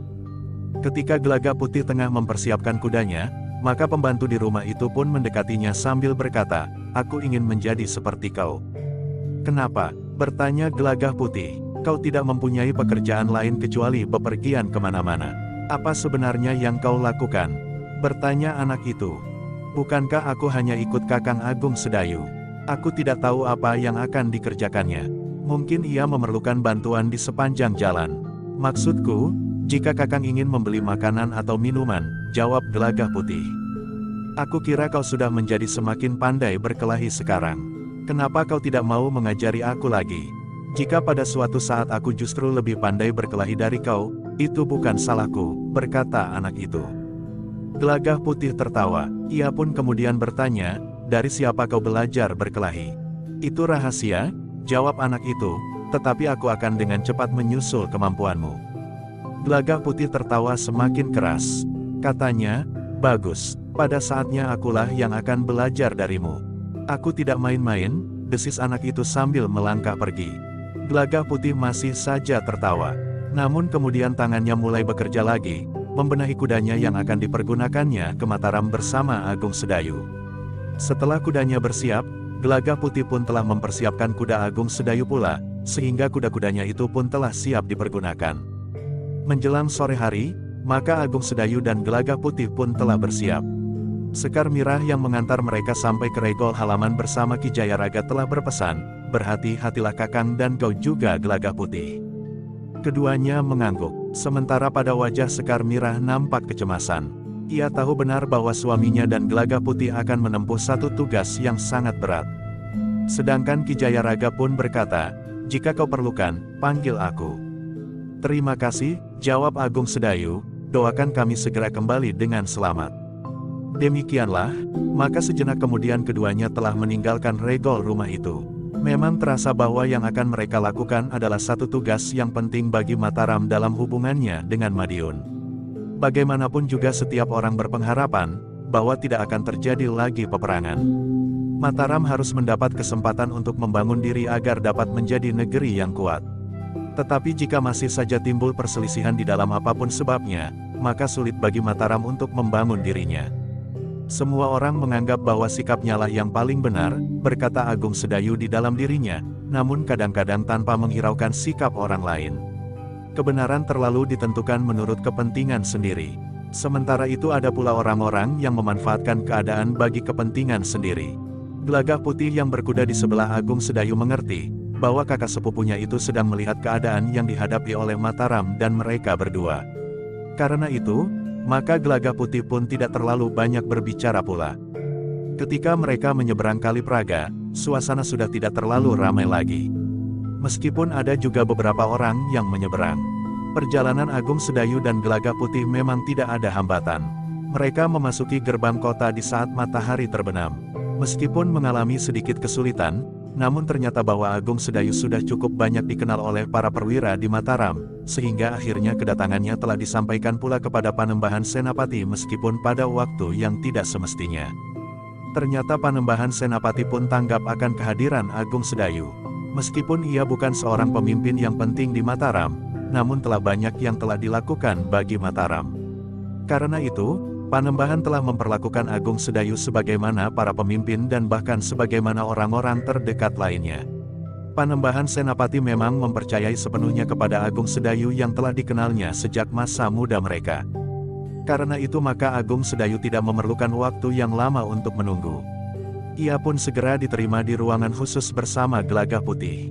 Dengan singkat Agung Sedayu pun kemudian menguraikan tentang peristiwa-peristiwa yang terjadi di Tanah Perdikan Menoreh. Dihubungkannya peristiwa itu dengan langkah-langkah yang pernah diambil oleh Ki Lurah Singaluih ketika Raden Rangga yang terluka dibawa kembali dari perguruan Nagaraga. Panembahan Senapati ternyata memang menaruh perhatian yang sangat besar terhadap laporan itu. Karena itu, maka ia pun kemudian bertanya, "Jadi kau sudah mempunyai ancar-ancar tentang rumah orang yang bernama Kiai Sasak itu?" "Ya Panembahan," jawab Agung Sedayu, "hamba berpegangan pada keterangan orang-orang yang kini masih berada di Tanah Perdikan itu. Di akhir pekan ini orang-orang yang datang ke Tanah Perdikan akan bertemu dengan dua orang kawannya di rumah itu." "Kita memang memerlukan orang-orang itu," berkata Panembahan Senapati, "meskipun keduanya bukan pemimpin dari kelompok itu, namun setidak-tidaknya mereka akan dapat memberikan keterangan untuk apa mereka berada di Mataram." "Hamba Panembahan, kami berdua menunggu perintah Panembahan dalam hubungannya dengan kehadiran kedua orang itu," berkata Agung Sedayu kemudian. Panembahan Senapati mengangguk-angguk. Ia sedang merenungi kemungkinan-kemungkinan yang dapat dilakukan. Jika yang ditugaskan untuk melakukan pengawasan terhadap rumah itu Agung Sedayu dan Gelagah Putih, meskipun akan dapat menyelesaikan tugas itu dengan baik jika tidak diganggu dan dicampuri oleh persoalan-persoalan di luar persoalan itu sendiri, namun kemungkinan lain dapat terjadi. Mungkin akan dapat terjadi salah paham antara Agung Sedayu dan Gelagah Putih dengan para petugas sandi dari Mataram itu sendiri. Namun jika yang bertugas para petugas sandi, maka Panembahan Senapati masih belum yakin akan kemampuan mereka menghadapi orang-orang penting seperti Kiai Sasak itu. Dalam pertimbangannya yang terakhir Panembahan Senapati justru bertanya kepada Agung Sedayu, "Bagaimana menurut pendapatmu tentang pengawasan terhadap rumah itu dengan segala macam pertimbangan dan keberatannya?" "Kami menunggu kebijaksanaan Panembahan," jawab Agung Sedayu. "Baiklah," berkata Panembahan Senapati, "aku akan menggabungkan kedua unsur itu. Kalian berdua dan dua orang petugas sandi agar tidak timbul salah paham dengan mereka." "Kami akan melakukannya," desis Agung Sedayu. Malam itu juga Panembahan Senapati telah memanggil dua orang petugas sandi yang dianggapnya terpercaya serta Ki Mandaraka untuk diajak berbincang-bincang tentang laporan Agung Sedayu itu. "Sambil menunggu mereka, kalian dapat beristirahat," berkata Panembahan Senapati kemudian. Seorang pelayan dalam telah diperintahkan untuk menyiapkan tempat untuk Agung Sedayu dan Gelagah Putih yang akan bermalam di Mataram. Agung Sedayu dan Gelagah Putih memang bukan orang asing di istana itu. Karena itu, maka mereka pun tahu, kepakiwan yang sebelah mana mereka harus membersihkan diri. Namun dalam pada itu, Gelagah Putih pun telah tergetar hatinya, karena tiba-tiba saja ia telah dilewatkan dengan Raden Rangga itu telah lampau. Semakin lama akan menjadi semakin jauh dan tidak akan pernah kembali lagi.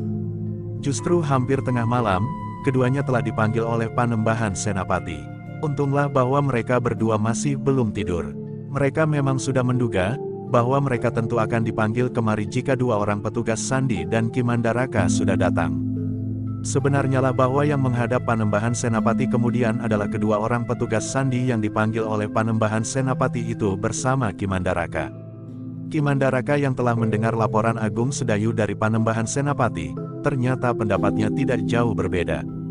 Mataram memang harus berhati-hati menanggapi persoalan itu. Panembahan Senapati di Mataram tidak dapat dengan serta-merta membebankan tanggung jawab kepada Panembahan Madiun. Seperti dikatakan oleh Ki Lurah Singaluih, bahwa sedemikian jauh, langkah-langkah yang telah diambil terhadap Mataram, baik oleh orang-orang tertentu sebagaimana dilakukan oleh perguruan Nagaraga atau oleh sekelompok prajurit Madiun sendiri, ternyata ada perintahkan oleh Panembahan Madiun. Bahkan mungkin sama sekali tidak diketahuinya karena tidak pernah dilaporkan kepada Panembahan Madiun itu. Demikianlah, maka atas persetujuan Ki Mandaraka, maka Panembahan Senapati sejak malam itu telah memerintahkan untuk mengawasi lingkungan di sekitar rumah orang yang disebut Kiai Sasak itu atas keterangan yang diberikan oleh Agung Sedayu. "Kalian tidak perlu mengawasi regol rumahnya," berkata Panembahan Senapati. "Malam ini kalian hanya bertugas untuk mengawasi seluruh lingkungan dalam pengamatan suatu yang tidak wajar, maka kalian harus segera melaporkan kepada Agung Sedayu. Malam itu biarlah mereka beristirahat lebih dahulu. Besok kalian akan bekerja bersama untuk tugas itu." Demikianlah, maka setelah memberikan beberapa pesan maka kedua petugas sandi itu terbaik di Mataram itu telah meninggalkan pertemuan itu, sementara Agung Sedayu dan Gelagah Putih diperkenankan kembali ke bilik mereka. Yang tinggal kemudian adalah Ki Mandaraka, kepada orang yang dianggapnya sebagai tempat untuk menimba petunjuk dan pertimbangan itu. Panembahan Senapati sudah menyampaikan segala persoalan yang dihadapinya dengan Madiun. "Bagaimana pendapat Paman?" bertanya Panembahan Senapati. "Kita harus mendapat kejelasan, apakah yang sebenarnya dikehendaki oleh Panembahan Madiun itu. Mungkin sesuatu yang dengan mudah dapat kita penuhi sehingga tidak terjadi jarak antara Madiun dan Mataram. Karena dengan demikian maka pihak tertentu akan dapat memanfaatkan jarak ini untuk kepentingan mereka masing-masing," berkata Ki Mandaraka. "Jika yang dikehendaki oleh Panembahan Madiun itu tidak mungkin kita penuhi?" bertanya Panembahan Senapati. Ki Mandaraka menarik nafas dalam-dalam. Katanya, "Jangan berprasangka buruk terhadap Panembahan Madiun. Mungkin Panembahan Madiun justru tidak mempunyai keinginan apa-apa." Panembahan Senapati mengangguk-angguk. Katanya, "Baiklah Paman, aku akan mempergunakan dua jalur. Jalur sandi dan aku akan minta Adimas Adipati Pajang, Pangeran Benawa untuk menghadap langsung Panembahan Madiun. Aliran darah yang masih sangat dekat mendekatkan pengertian antara Madiun dan Mataram." "Aku sependapat," berkata Ki Mandaraka. "Namun kemudian, tetapi bukankah Pangeran Benawa yang sedang sakit? Mudah-mudahan keadaannya sudah berangsur baik." "Pangeran Benawa memiliki daya tahan tubuh yang luar biasa," berkata Panembahan Senapati kemudian. "Tetapi ketahanan tubuh adalah ilmu yang betapapun rumitnya, adalah ilmu kadonyan. Betapapun tinggi ilmu seseorang, namun jika dikehendaki oleh Yang Maha Agung, maka tidak seorang pun yang akan dapat mengelak," berkata Ki Mandaraka. Panembahan Senapati mengangguk-angguk. Katanya, "Paman benar. Mudah-mudahan Pangeran Benawa masih mendapat kesempatan untuk sebuah dan melakukan tugas-tugasnya kembali," berkata Ki Mandaraka kemudian, "terutama dalam hubungan dengan Madiun." Demikianlah, keduanya masih berbincang beberapa lama. Namun akhirnya Ki Mandaraka dipersilahkan oleh Panembahan Senapati. Namun menjelang pagi, ternyata Mataram telah dikejutkan oleh utusan dari Pajang yang memberitahukan bahwa sakit Pangeran Benawa justru menjadi semakin parah. Panembahan Senapati memang menjadi cemas. Pada saat-saat Mataram sedang dibayangi oleh orang-orang yang masih belum jelas kedudukannya, ia mendapat berita yang menggelisahkan dari Pangeran Benawa. Sekali lagi Panembahan Senapati memanggil Ki Mandaraka serta Agung Sedayu dan Gelagah Putih. "Akhir pekan itu masih akan datang 2 hari lagi," berkata Panembahan Senapati. Ki Mandaraka mengangguk-angguk. Ia mengerti kegelisahan hati Panembahan Senapati. Di saat ia menghadapi persoalan di Mataram sendiri, maka ia mendapat berita bahwa keadaan Pangeran Benawa menjadi parah. Namun sambil mengangguk-angguk Ki Mandaraka berkata, "Hamba mengerti kegelisahan Angger Panembahan. Namun agaknya Angger Panembahan ingin mengatakan bahwa karena akhir pekan masih akan datang 2 hari lagi, Angger dapat pergi ke Pajang hari ini." "Ya Paman," jawab Panembahan Senapati, "aku akan mengajak Paman pergi ke Pajang. Bagaimanapun juga, aku harus datang menengok Adimas Pangeran Benawa." "Baiklah Angger Panembahan," berkata Ki Mandaraka, "kita dapat minta tolong Angger Agung Sedayu dan Gelagah Putih untuk mengamati rumah itu bersama orang petugas sandi itu." Panembahan Senapati pun kemudian telah mengambil keputusan. Hari itu juga ia ingin pergi ke Pajang untuk menengok Pangeran Benawa yang sakit. "Mohon hormat hamba bagi Pangeran Benawa," disampaikan Panembahan, berkata Agung Sedayu kemudian. "Lalu, sebenarnya hamba juga ingin sekali menghadap. Tetapi hamba mengerti, bahwa pada saat seperti ini sebaiknya hamba berada di Mataram." "Terima kasih Agung Sedayu," berkata Panembahan Senapati, "nanti aku sampaikan salammu kepada Adimas Benawa. Ia tentu ingin bertemu denganmu." Demikianlah, dalam waktu singkat Panembahan Senapati telah memanggil beberapa orang senapati. Dengan tertib Panembahan Senapati telah mengatur tugas. Namun tidak seorang pun di antara para senapati itu yang tahu untuk apa Agung Sedayu berada di Mataram selain kedua orang petugas sandi itu. Kepada kedua petugas sandi itu pun secara khusus Panembahan Senapati telah memberikan pesan-pesannya tanpa didengar oleh orang lain. Kepada Panglima Pasukan Berkuda, Panembahan Senapati memerintahkan untuk menyiapkan perjalanan serta pengawalnya. "Aku dan Paman Mandaraka akan berangkat hari ini," berkata Panembahan Senapati. "Jika keadaannya tidak terlalu gawat, aku dapat kembali sebelum malam larut." Panglima dari pasukan berkuda itu pun bergerak cepat. Dalam waktu dekat, maka segalanya sudah siap.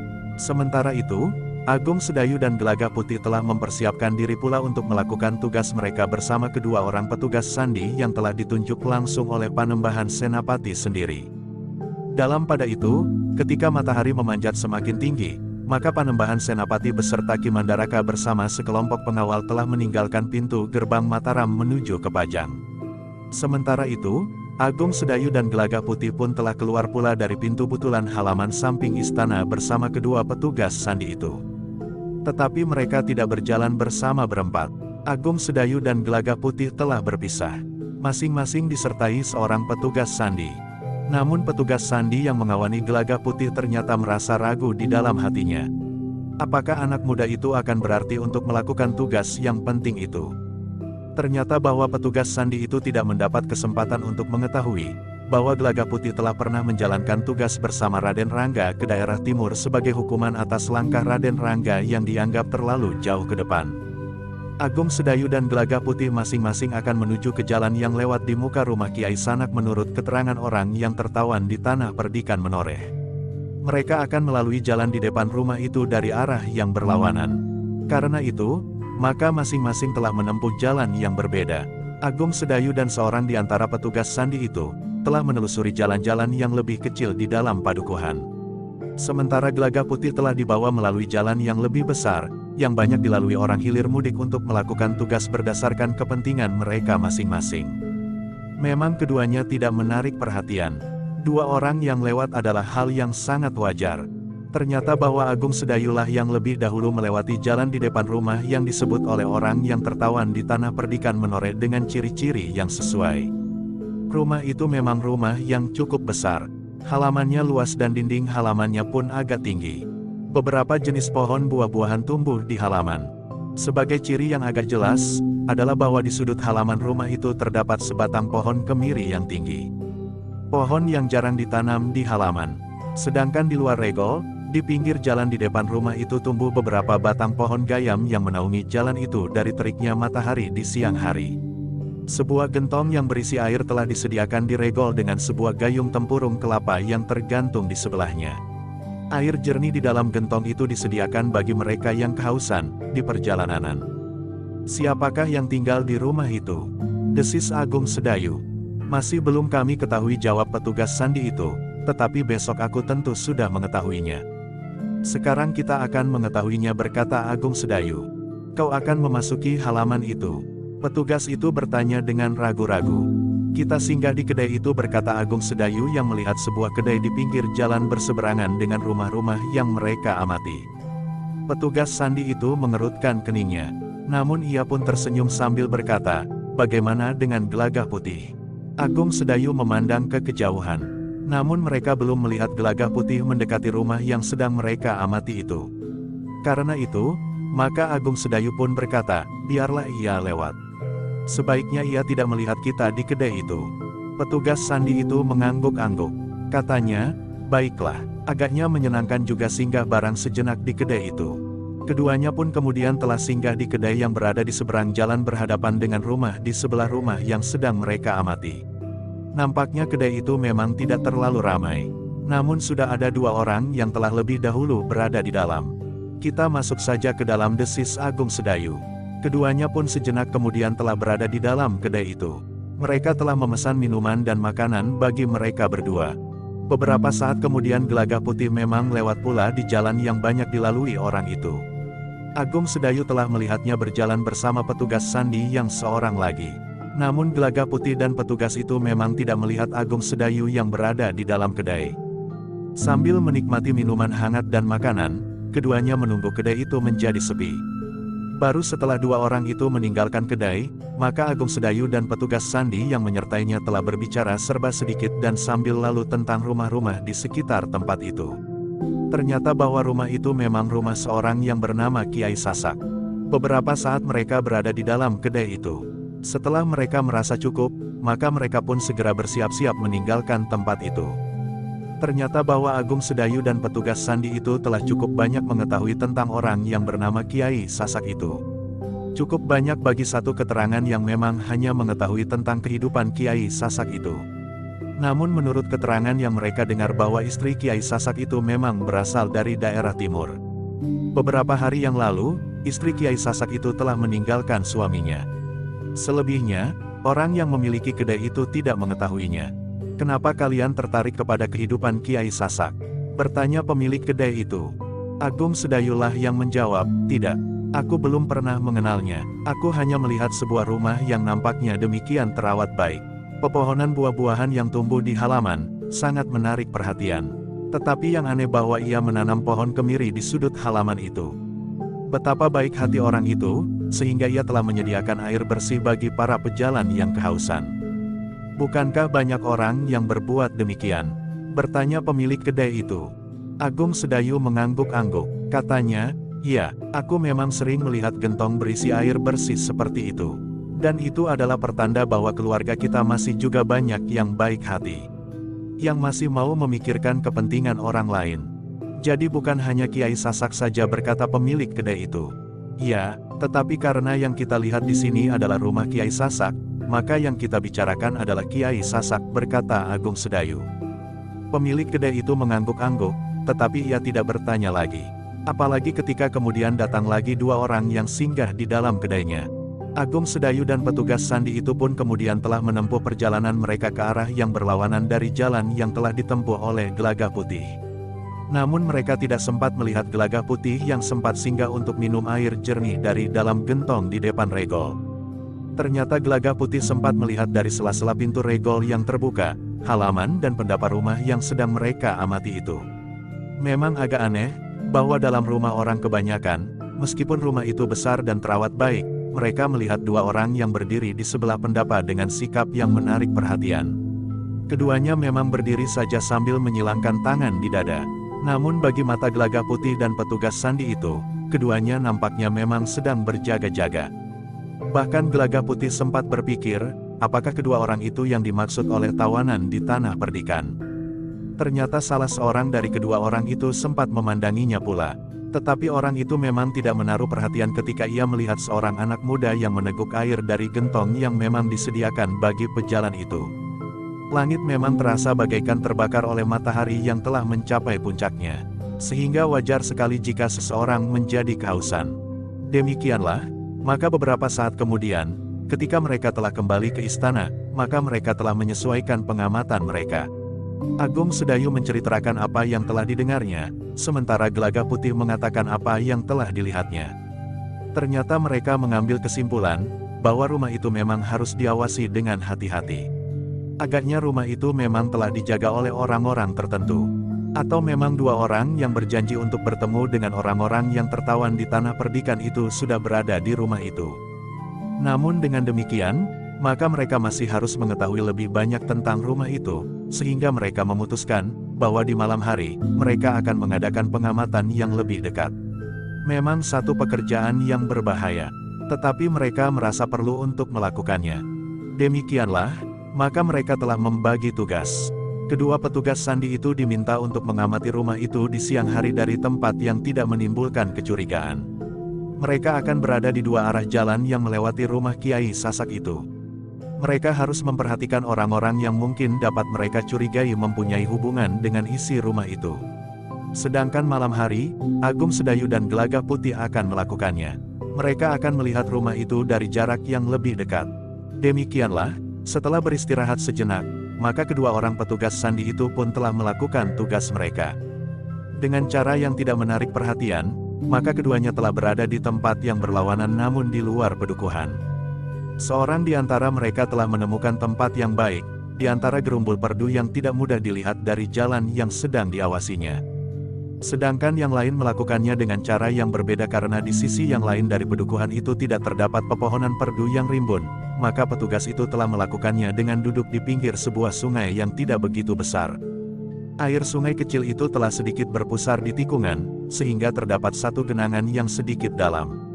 Agaknya petugas itu telah dengan cepat menemukan satu cara. Ia pun kemudian telah duduk sambil memegangi dahan bambu yang diikat dengan benang serat pada ujungnya, sehingga seakan-akan petugas itu sedang duduk memancing. Memang jarang orang yang memancing di tempat itu. Namun ternyata bahwa tidak ada orang yang menaruh perhatian kepada seseorang yang berpakaian lusuh, bercaping lebar, duduk terkantuk-kantuk dengan pancing yang tertancap di sebelahnya.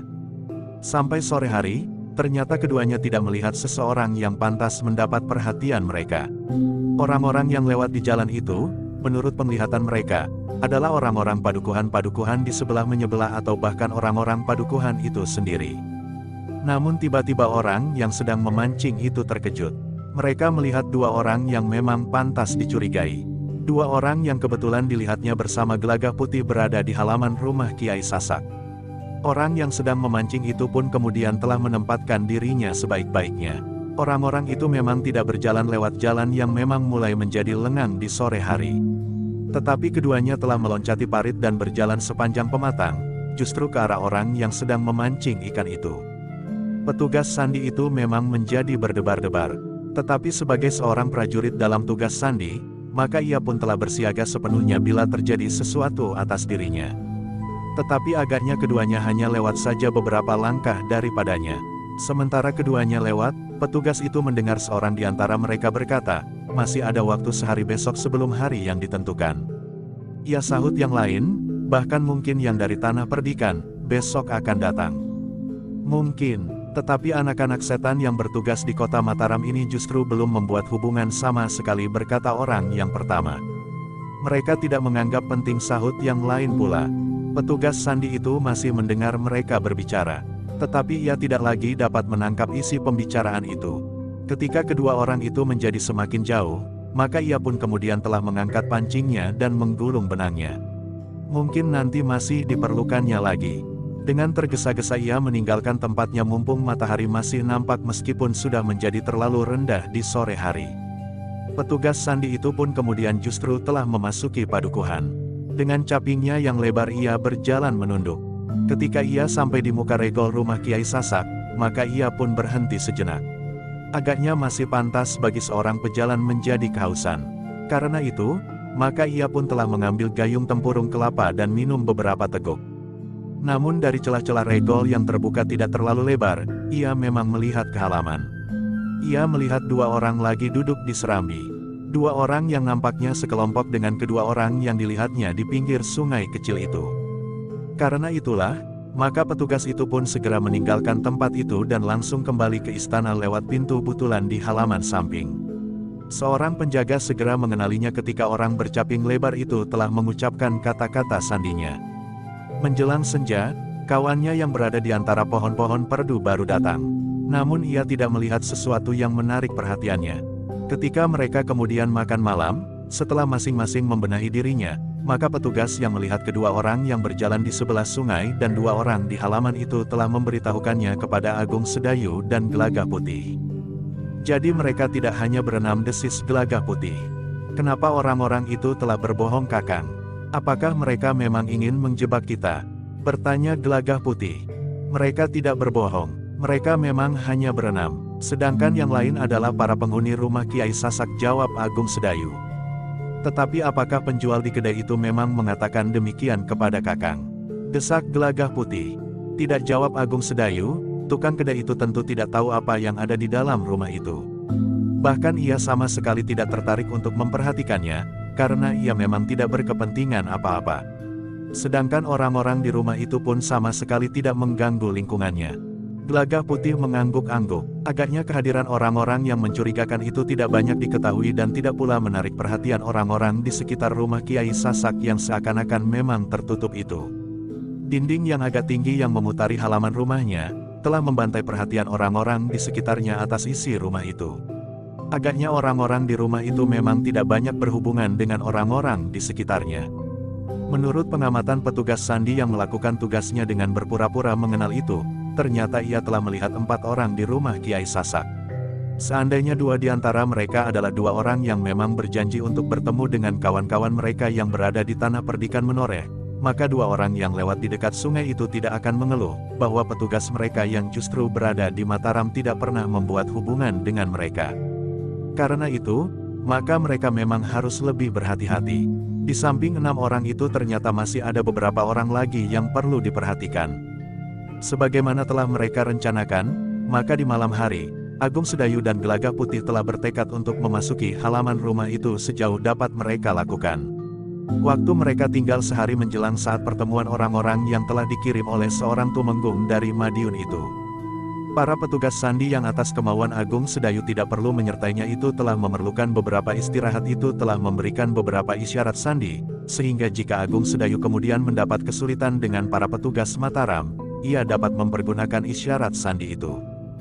Demikianlah, ketika malam kemudian mendekati pertengahannya, Agung Sedayu dan Gelagah Putih telah meninggalkan halaman istana.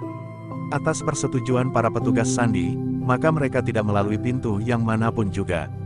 Tetapi mereka telah meloncati dinding istana. Namun mereka tertegun ketika mereka berada di luar dinding, tidak terlalu jauh dari jalan induk yang menuju ke pintu gerbang istana. Mereka telah mendengar sekelompok orang berkuda berpacu menuju ke pintu gerbang samping. Agung Sedayu dan Gelagah Putih pun kemudian dengan sangat berhati-hati telah mendekati ke jalan induk yang bercabang sepanjang dinding halaman menuju ke pintu gerbang samping. Ternyata mereka adalah Panembahan Senapati dengan para pengawalnya yang telah kembali dari Pajang. Ada keinginan Agung Sedayu untuk mengetahui keadaan Pangeran Benawa, namun Agung Sedayu telah menerima diri untuk menanyakannya di keesokan harinya. Ia sudah terlanjur melangkah untuk mengetahui keadaan rumah Kiai Sasak itu lebih jauh, sehingga lebih baik langkah itu dilanjutkan lebih dahulu. Demikianlah maka Agung Sedayu dan Gelagah Putih telah melanjutkan rencananya pergi ke rumah Kiai Sasak dan melihat lebih ke dalam untuk mengetahui lebih banyak isi rumah itu. Meskipun Agung Sedayu dan Gelagah Putih bukan orang yang tinggal di kota pusat pemerintahan itu, namun mereka telah mengenal jalan-jalan penting di Mataram. Karena itu, maka mereka pun tidak terlalu sulit untuk menemukan arah rumah Kiai Sasak meskipun di malam hari.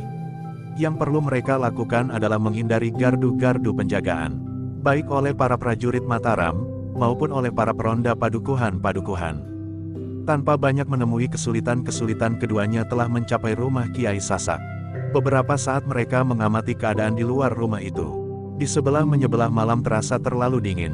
Lampu-lampu sudah menjadi redup dan bahkan tidak lagi terdengar suara seorang pun lagi. Agaknya semua orang sudah tertidur nyenyak.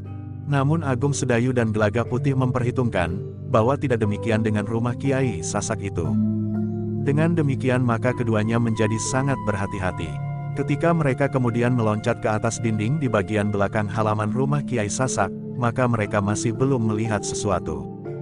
Beberapa saat keduanya berada di atas dinding. Mereka menelungkup sudah melekat bibir dinding yang cukup tinggi itu sambil memperhatikan keadaan.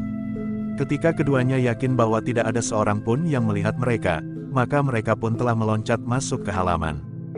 Dengan kemampuan ilmu yang tinggi, maka mereka telah menyusup di antara pepohonan mendekati rumah Kiai Sasak. Tetapi mereka tidak dapat menemukan sesuatu ketika mereka mendekati rumah itu dari bagian belakang. Karena itu, maka mereka pun telah bergerak ke samping. Ternyata mereka telah berada di sebelah gandok kanan dari luar Kiai Sasak. Agaknya gandok itu ditempati oleh 2 atau 3 orang. Agung Sedayu dan Gelagah Putih hanya dapat mendengar tarikan nafas mereka yang teratur. Namun dengan demikian tidak ada sesuatu kesimpulan yang dapat mereka ambil dari sekedar mengetahui orang-orang yang sedang tidur di gandok. Beberapa saat kemudian, keduanya telah bergeser lagi. Ketika mereka sampai di sudut gandok bagian depan, maka mereka sempat melihat bagian dalam regol melihat sesuatu yang menarik perhatian. Halaman itu kosong. Tidak seorang pun yang berjaga-jaga nampak di halaman itu. Bahkan ketika mereka sempat melihat pendapa, peringgitan dan serambi-serambi di dalam longkangan, mereka tidak menemukan seorang pun. Agung Sedayu dan Gelagah Putih memang menjadi heran. Apa artinya orang-orang yang mengadakan pengawasan justru di siang hari, jika di malam hari mereka semuanya tertidur nyenyak? Namun Agung Sedayu tidak segera meninggalkan tempat itu. Bersama Gelagah Putih mereka berkisar mendekati seketeng. Tetapi mereka tidak segera memasuki seketeng dan berada di longkangan. Ketika Agung Sedayu melekat pada dinding di sudut sekat halaman samping itu, maka ia memang mendengar pembicaraan di ruang dalam. Dengan isyarat Agung Sedayu memanggil Gelagah Putih untuk mendekat. Gelagah Putih pun kemudian mengangguk-angguk. Ia pun mendengar pembicaraan di ruang dalam rumah Kiai Sasak itu. Yang terdengar adalah suara yang kasar meskipun tidak terlalu keras, "Jangan menolak orang dungu.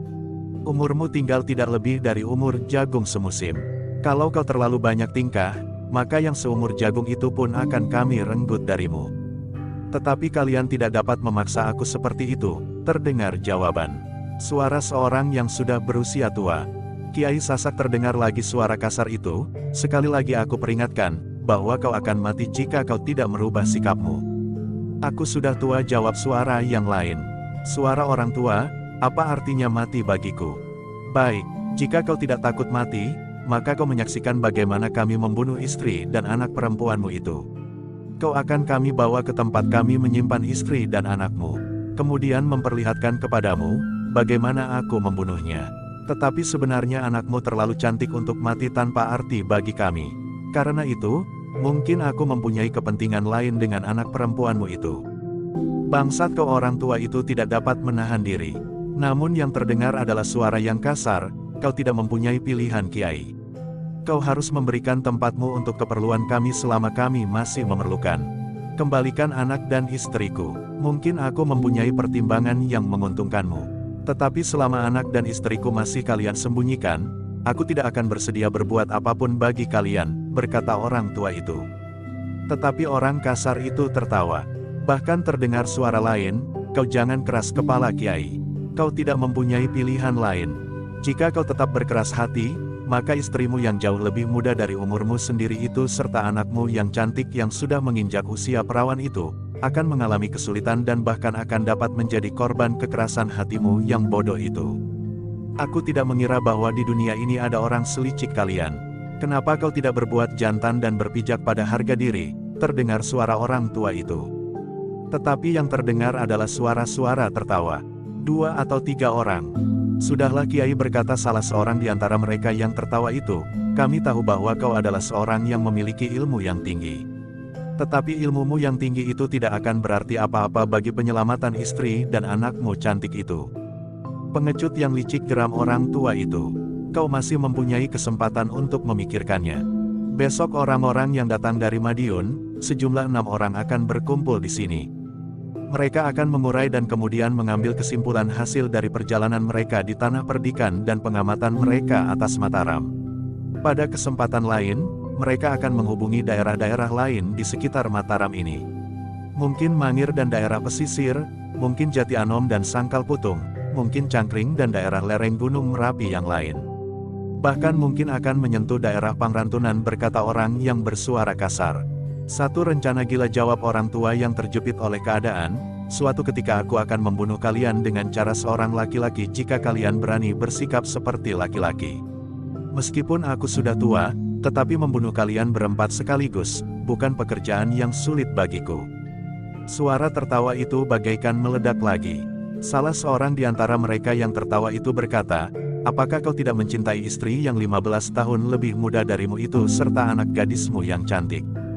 Persetan orang tua itu hampir berteriak. Jangan berteriak, sekarang ini malam hari, nanti suara Kiai akan dapat mengejutkan para tetangga, berkata orang yang bersuara kasar itu. Sesaat ternyata semua terdiam, agaknya orang tua itu sedang merenungi keadaannya yang sulit. Meskipun barangkali kematian itu sendiri tidak menakutkannya, namun apa yang akan terjadi dengan anak dan istrinya itulah yang harus dipertimbangkannya masak-masak. Agung Sedayu dan Gelagah Putih ternyata sudah mendapat gambaran apa yang sesungguhnya terjadi. Ternyata Kiai Sasak bukan sasaran yang sebenarnya. Ia pun telah menjadi korban kelicikan sekelompok orang yang tidak bertanggung jawab. Mereka tentu juga tidak melakukannya atas nama perintah Panembahan Madiun yang sebenarnya. Karena agaknya yang mereka lakukan semata-mata untuk kepentingan mereka sendiri. Mereka mempergunakan saat-saat yang buram untuk memancing kekerasan. Dengan isyarat Agung Sedayu pun kemudian telah mengajak Gelagah Putih bergeser. Apalagi ketika mereka mendengar suara kasar, tidurlah. Aku akan berada di pendapa. Agung Sedayu dan Gelagah Putih itu pun kemudian telah meninggalkan tempatnya. Mereka menyempatkan diri untuk mendengarkan tarikan nafas di dalam bilik gandok. Ternyata orang yang tidur nyenyak itu masih juga tidur dan bahkan mulai mendengkur. Agung Sedayu berusaha untuk dapat melihat, siapakah yang berada di gandok itu. Dengan hati-hati ia berusaha untuk memanjat dan mengintip dari bawah belandar. Ternyata 3 orang laki-laki yang nampaknya seperti laki-laki yang berbicara dengan Kiai Sasak itu, yang dengan licik telah berusaha untuk menguasai Kiai Sasak. Demikianlah, dengan hasil pengamatannya atas rumah yang akan menjadi ajang pertempuran dari orang-orang yang bertugas di Mataram dan Tanah Perdikan Menoreh, yang dikirim oleh seorang perwira dari Madiun itu, Agung Sedayu dan Gelagah Putih telah kembali ke istana. Sebagaimana mereka keluar maka mereka pun telah memasuki istana tidak melalui pintu butulan. Tetapi mereka telah memanjat dan meloncat masuk ke halaman dalam. Dengan mengetuk pintu sesuai dengan pesan petugas sandi yang menunggu di serambi, maka pintu serambi itu pun telah dibuka. Sesaat kemudian, maka Agung Sedayu dan Gelagah Putih itu pun telah duduk di ruang samping, ruang yang memang diperuntukkan bagi mereka. Karena menurut pengenalan Agung Sedayu dan Gelagah Putih terhadap kedua orang petugas sandi itu adalah bahwa keduanya mendapat kepercayaan dari Panembahan Senapati, maka yang mereka lihat itu pun telah mereka katakan kepada kedua petugas sandi itu. Ternyata kedua petugas itu menanggapi keterangan Agung Sedayu dan Gelagah Putih dengan sungguh-sungguh. Mereka memang sangat tertarik kepada keterangan itu. Besok kita akan melaporkannya kepada Panembahan Senapati, berkata salah seorang dari petugas sandi itu. Agaknya persoalan ini bukannya persoalan yang tanpa kaitan dengan persoalan yang besar yang nampaknya memang sedang mengerukan hubungan Mataram dan Madiun. Kami melihat Panembahan sudah kembali, berkata Agung Sedayu. Ya, kami sudah dipanggilnya, jawab seorang di antara para petugas sandi itu. Oh, apa yang kalian sampaikan kepada Panembahan? Kami juga melaporkan apa yang sedang kalian lakukan, jawab petugas sandi itu. Apakah Panembahan menyebut tentang Pangeran Benawa? Bertanya Agung Sedayu. Agaknya itulah yang membuat Panembahan prihatin. Sakit Pangeran Benawa agak parah. Bahkan belum nampak tanda-tanda bahwa penderitaannya itu berkurang, meskipun segala macam obat sudah dicobanya, jawab petugas sandi itu. Semula terbersit ingatan untuk berhubungan dengan Kiai Gringsing. Namun Agung Sedayu telah mengurungkannya. Di Pajang tentu sudah banyak ahli-ahli dalam masalah pengobatan. Meskipun demikian pada saat yang khusus, mungkin Agung Sedayu akan dapat menyampaikannya kepada Panembahan apabila diperlukan. Dalam pada itu, Agung Sedayu dan Gelagah Putih pun kemudian masih sempat beristirahat setelah mereka membenahi diri di Pakiwan. Meskipun malam sudah menjelang dini hari, namun mereka masih dapat tidur beberapa saat. Pagi-pagi benar, baru saja mereka selesai mandi, ternyata Panembahan Senapati telah memanggil mereka berempat. Agaknya Panembahan Senapati segera ingin mendengar laporan, hasil pengamatan Agung Sedayu dan Gelagah Putih. Dengan cermat Agung Sedayu telah melaporkannya sehingga Panembahan Senapati mendapat gambaran yang jelas tentang rumah yang menjadi tempat pertemuan orang-orang yang sedang dalam tugas di Mataram dan sekitarnya itu. Baiklah, berkata Panembahan Senapati, persoalan ini kami serahkan kepada kalian berempat. Kami beri wewenang untuk menggerakkan pasukan yang kalian perlukan untuk menyelesaikan persoalan ini. Semua perintah dapat disalurkan lewat Panglima pasukan berkuda yang dapat bergerak secara khusus. Perintah kepada Panglima itu akan segera kami berikan. Hamba Panembahan, sahut Agung Sedayu, hamba akan melakukan segala perintah dengan sebaik-baiknya. Ternyata Panembahan Senapati memang bergerak cepat. Dipanggilnya Panglima pasukan berkuda yang malam itu mengawalnya kembali dari Pajang. Agaknya Panglima itu masih tertidur ketika perintah untuk memanggilnya datang. Dengan singkat Panembahan Senapati memberitahukan apa yang terjadi. Panembahan Senapati pun telah memerintahkan kepada Panglima pasukan berkuda itu untuk memenuhi kebutuhan pasukan jika diperlukan.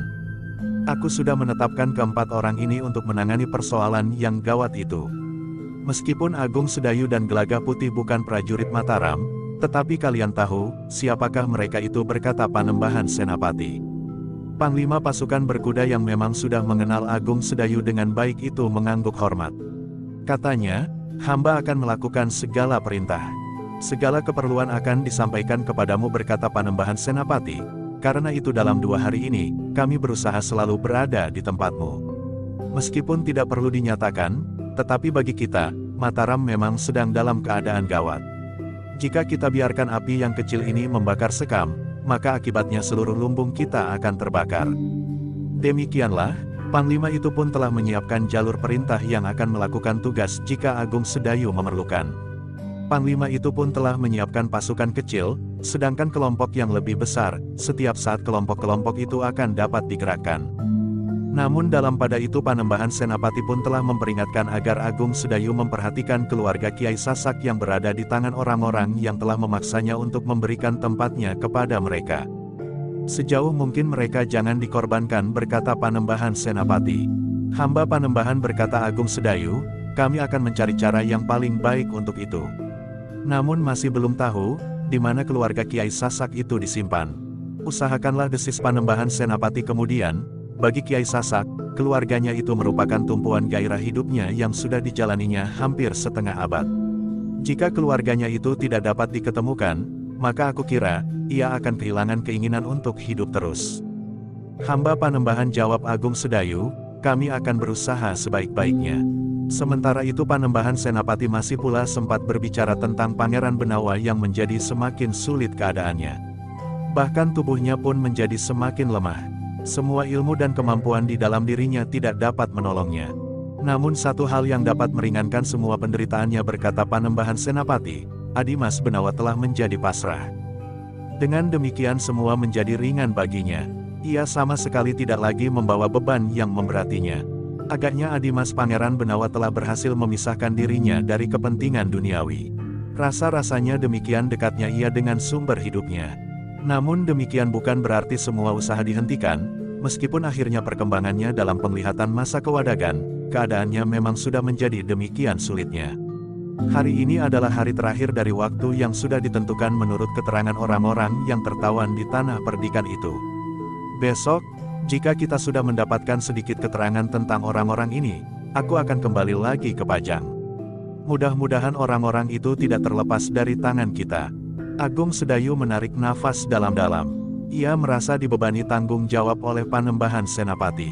Tetapi Agung Sedayu memang tidak akan ingkar. Karena itu, ia harus berusaha sebaik-baiknya, agar orang-orang itu benar-benar tidak lolos dari tangannya. Dengan demikian maka Agung Sedayu telah bertekad untuk melakukan tugas itu sebaik-baiknya, karena persoalannya akan menyangkut masalah yang luas. Karena itulah, maka Agung Sedayu harus membicarakan semua rencana dengan sebaik-baiknya. Bersama dua orang petugas sandi yang diperbantukan kepadanya, maka Agung Sedayu telah menyusun rencana pengamatan. Sementara itu, bersama Panglima Pasukan Berkuda, Agung Sedayu pun telah menyusun garis hubungan yang sebaik-baiknya. Kami berusaha untuk tidak membuat kota ini gelisah dan resah, berkata Agung Sedayu, karena itu gerakan pasukan akan diusahakan sekecil-kecilnya. Tetapi jangan karena itu, justru pasukan kita menjadi korban. Jika kita terpancang kepada gerakan pasukan yang kecil, namun tidak seimbang dengan kekuatan lawan, maka hal itu justru akan sangat merugikan kita sendiri. Lebih baik timbul kegelisahan sesaat, tetapi tugas kita dapat diselesaikan dengan baik. Kemudian kita akan dapat memberikan penjelasan kepada penduduk kota ini apa yang telah terjadi. Dengan demikian maka ketenangan akan segera pulih kembali. Sementara itu kita tidak melakukan satu tindakan yang sia-sia dan menaburkan korban tanpa arti. Agung Sedayu mengangguk-angguk. Ia dapat mengerti sikap Panglima Pasukan Berkuda itu. Ia tidak mau terjebak dalam kesulitan hanya karena terlalu perasa dan pertimbangan yang tidak berkesudahan. Karena itu, maka katanya, baiklah. Aku akan selalu memperhitungkan kekuatan yang pantas untuk mengatasi jika timbul kesulitan. Kita harus menyediakan pasukan 2 kali lipat dari kekuatan yang kita perkirakan pada lawan. Dengan demikian maka kecil sekali kemungkinan bahwa kita akan terjebak, berkata Panglima itu. Lalu, karena itu, aku sudah menyiapkan pasukan kecil, pasukan sedang dan pasukan yang besar. Memang kita tidak perlu berlebih-lebihan mengerahkan pasukan. Tetapi dengan satu keyakinan untuk tidak akan gagal. Aku mengerti, sahut Agung Sedayu, aku akan mengingat semua persetujuan di antara kita serta jalur yang harus dilewati. Di barak pimpinan pasukan berkuda semua laporan akan kami sampaikan, terutama dalam hubungan dengan pasukan. Aku atau wakilku akan selalu berada di tempat dalam waktu-waktu yang gawat ini, berkata Panglima itu. Demikianlah, maka Agung Sedayu pun sudah memahami jalur yang harus ditelusurinya sesuai dengan kepentingan-kepentingan yang dihadapinya. Namun Agung Sedayu memang tidak ingin menggerakkan pasukan yang berlebihan. Hari itu pengamatan atas rumah Kiai Sasak dilakukan oleh Agung Sedayu, Gelagah Putih dan kedua petugas sandi itu. Tetapi mereka tidak bergerak berpasangan. Tetapi mereka telah bergerak sendiri-sendiri. Namun ternyata hari itu mereka sama sekali tidak menjumpai sesuatu yang pantas mereka anggap penting. Jika demikian, semuanya akan berlangsung di hari terakhir, berkata Agung Sedayu di dalam hatinya. Ternyata Gelagah Putih pun sependapat, sehingga tugas mereka di hari berikutnya tentu akan menjadi cukup berat. Namun yang paling pelik bagi Agung Sedayu, Gelagah Putih dan para petugas sandi adalah perintah Panembahan Senapati untuk berusaha menyelamatkan keluarga Kiai Sasak. Mereka belum tahu di mana keluarga itu disembunyikan. Jika mereka bertindak atas orang-orang yang besok akan berkumpul di rumah Kiai Sasak, maka ada kemungkinan bahwa keluarga Kiai Sasak itu akan menjadi korban. Namun sudah barang tentu, mereka tidak akan melepaskan orang-orang itu seandainya orang-orang itu telah berkumpul di rumah itu. Usaha terakhir yang dapat dilakukan oleh Agung Sedayu untuk mengetahui serba sedikit tentang keluarga Kiai Sasak adalah tugas yang terpenting harus mereka lakukan. Menangkap 2 orang yang bertugas di Mataram itu sendiri. Malam nanti, kita harus mempunyai bahan yang lebih lengkap, berkata Agung Sedayu. Apa yang dapat kita lakukan? Bertanya salah seorang petugas sandi itu. Aku dan Gelagah Putih sekali lagi akan pergi ke rumah Kiai Sasak. Mudah-mudahan terbuka satu jalan untuk dapat mengetahui di mana keluarganya disembunyikan, berkata Agung Sedayu. Kedua petugas sandi itu mengangguk-angguk. Namun seorang di antara mereka berkata, bagaimanapun juga kedua orang itu tidak boleh lolos. Agung Sedayu menarik nafas panjang. Yang dihadapi adalah tugas ganda yang berat. Ia harus berusaha untuk tidak mengorbankan pihak yang manapun juga. Sebagaimana direncanakan, maka Agung Sedayu dan Gelagah Putih malam itu telah pergi ke rumah Kiai Sasak. Para petugas sandi yang diperbantukan kepada mereka, melepas keduanya dengan perasaan yang tegang. Namun para petugas sandi itu kemudian telah mendengar kemampuan tentang keduanya, sehingga memang keduanya pantas untuk mengemban tugas yang berat itu. Agung Sedayu dan Gelagah Putih sengaja memasuki halaman rumah Kiai Sasak pada saat yang masih belum terlalu malam. Dengan ketajaman penglihatan dan pendengaran mereka, maka Agung Sedayu dan Gelagah Putih mampu menyelinap mendekati ruang tengah. Namun mereka memang harus berhati-hati sekali. Di serambi gandok masih ada 2 orang yang duduk di amben panjang. Agaknya keduanya memang bertugas mengamati keadaan. Tetapi karena mereka merasa bahwa tempat dan kerja mereka tidak diketahui oleh orang lain, maka mereka tidak merasa perlu untuk terlalu tegang dalam tugas mereka. Kita harus dapat menemukan Kiai Sasak, desis Agung Sedayu. Gelagah Putih mengangguk-angguk kecil. Dengan sangat berhati-hati mereka telah bergeser memasuki longkangan. Dengan kemampuan yang mereka miliki, keduanya berhasil melekat dinding ruang samping. Beberapa saat mereka menunggu, namun mereka tidak mendengar sesuatu. Apakah mereka berada di ruang tengah? Desis Gelagah Putih. Tetapi kita sudah mencoba mendengarkan. Ruang tengah itu pun rasa-rasanya sepi. Kita tidak mendengar tarikan nafas sama sekali, sahut Agung Sedayu. Gelagah Putih tidak menjawab lagi. Namun ia masih saja duduk melekat dinding.